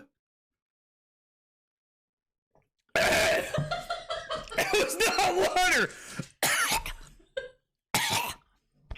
That was not water. Oh, here, have some water. I was lied to. The lies. Yo, only 4 cups? Listen at this man. That is 4 full cups, Cusco.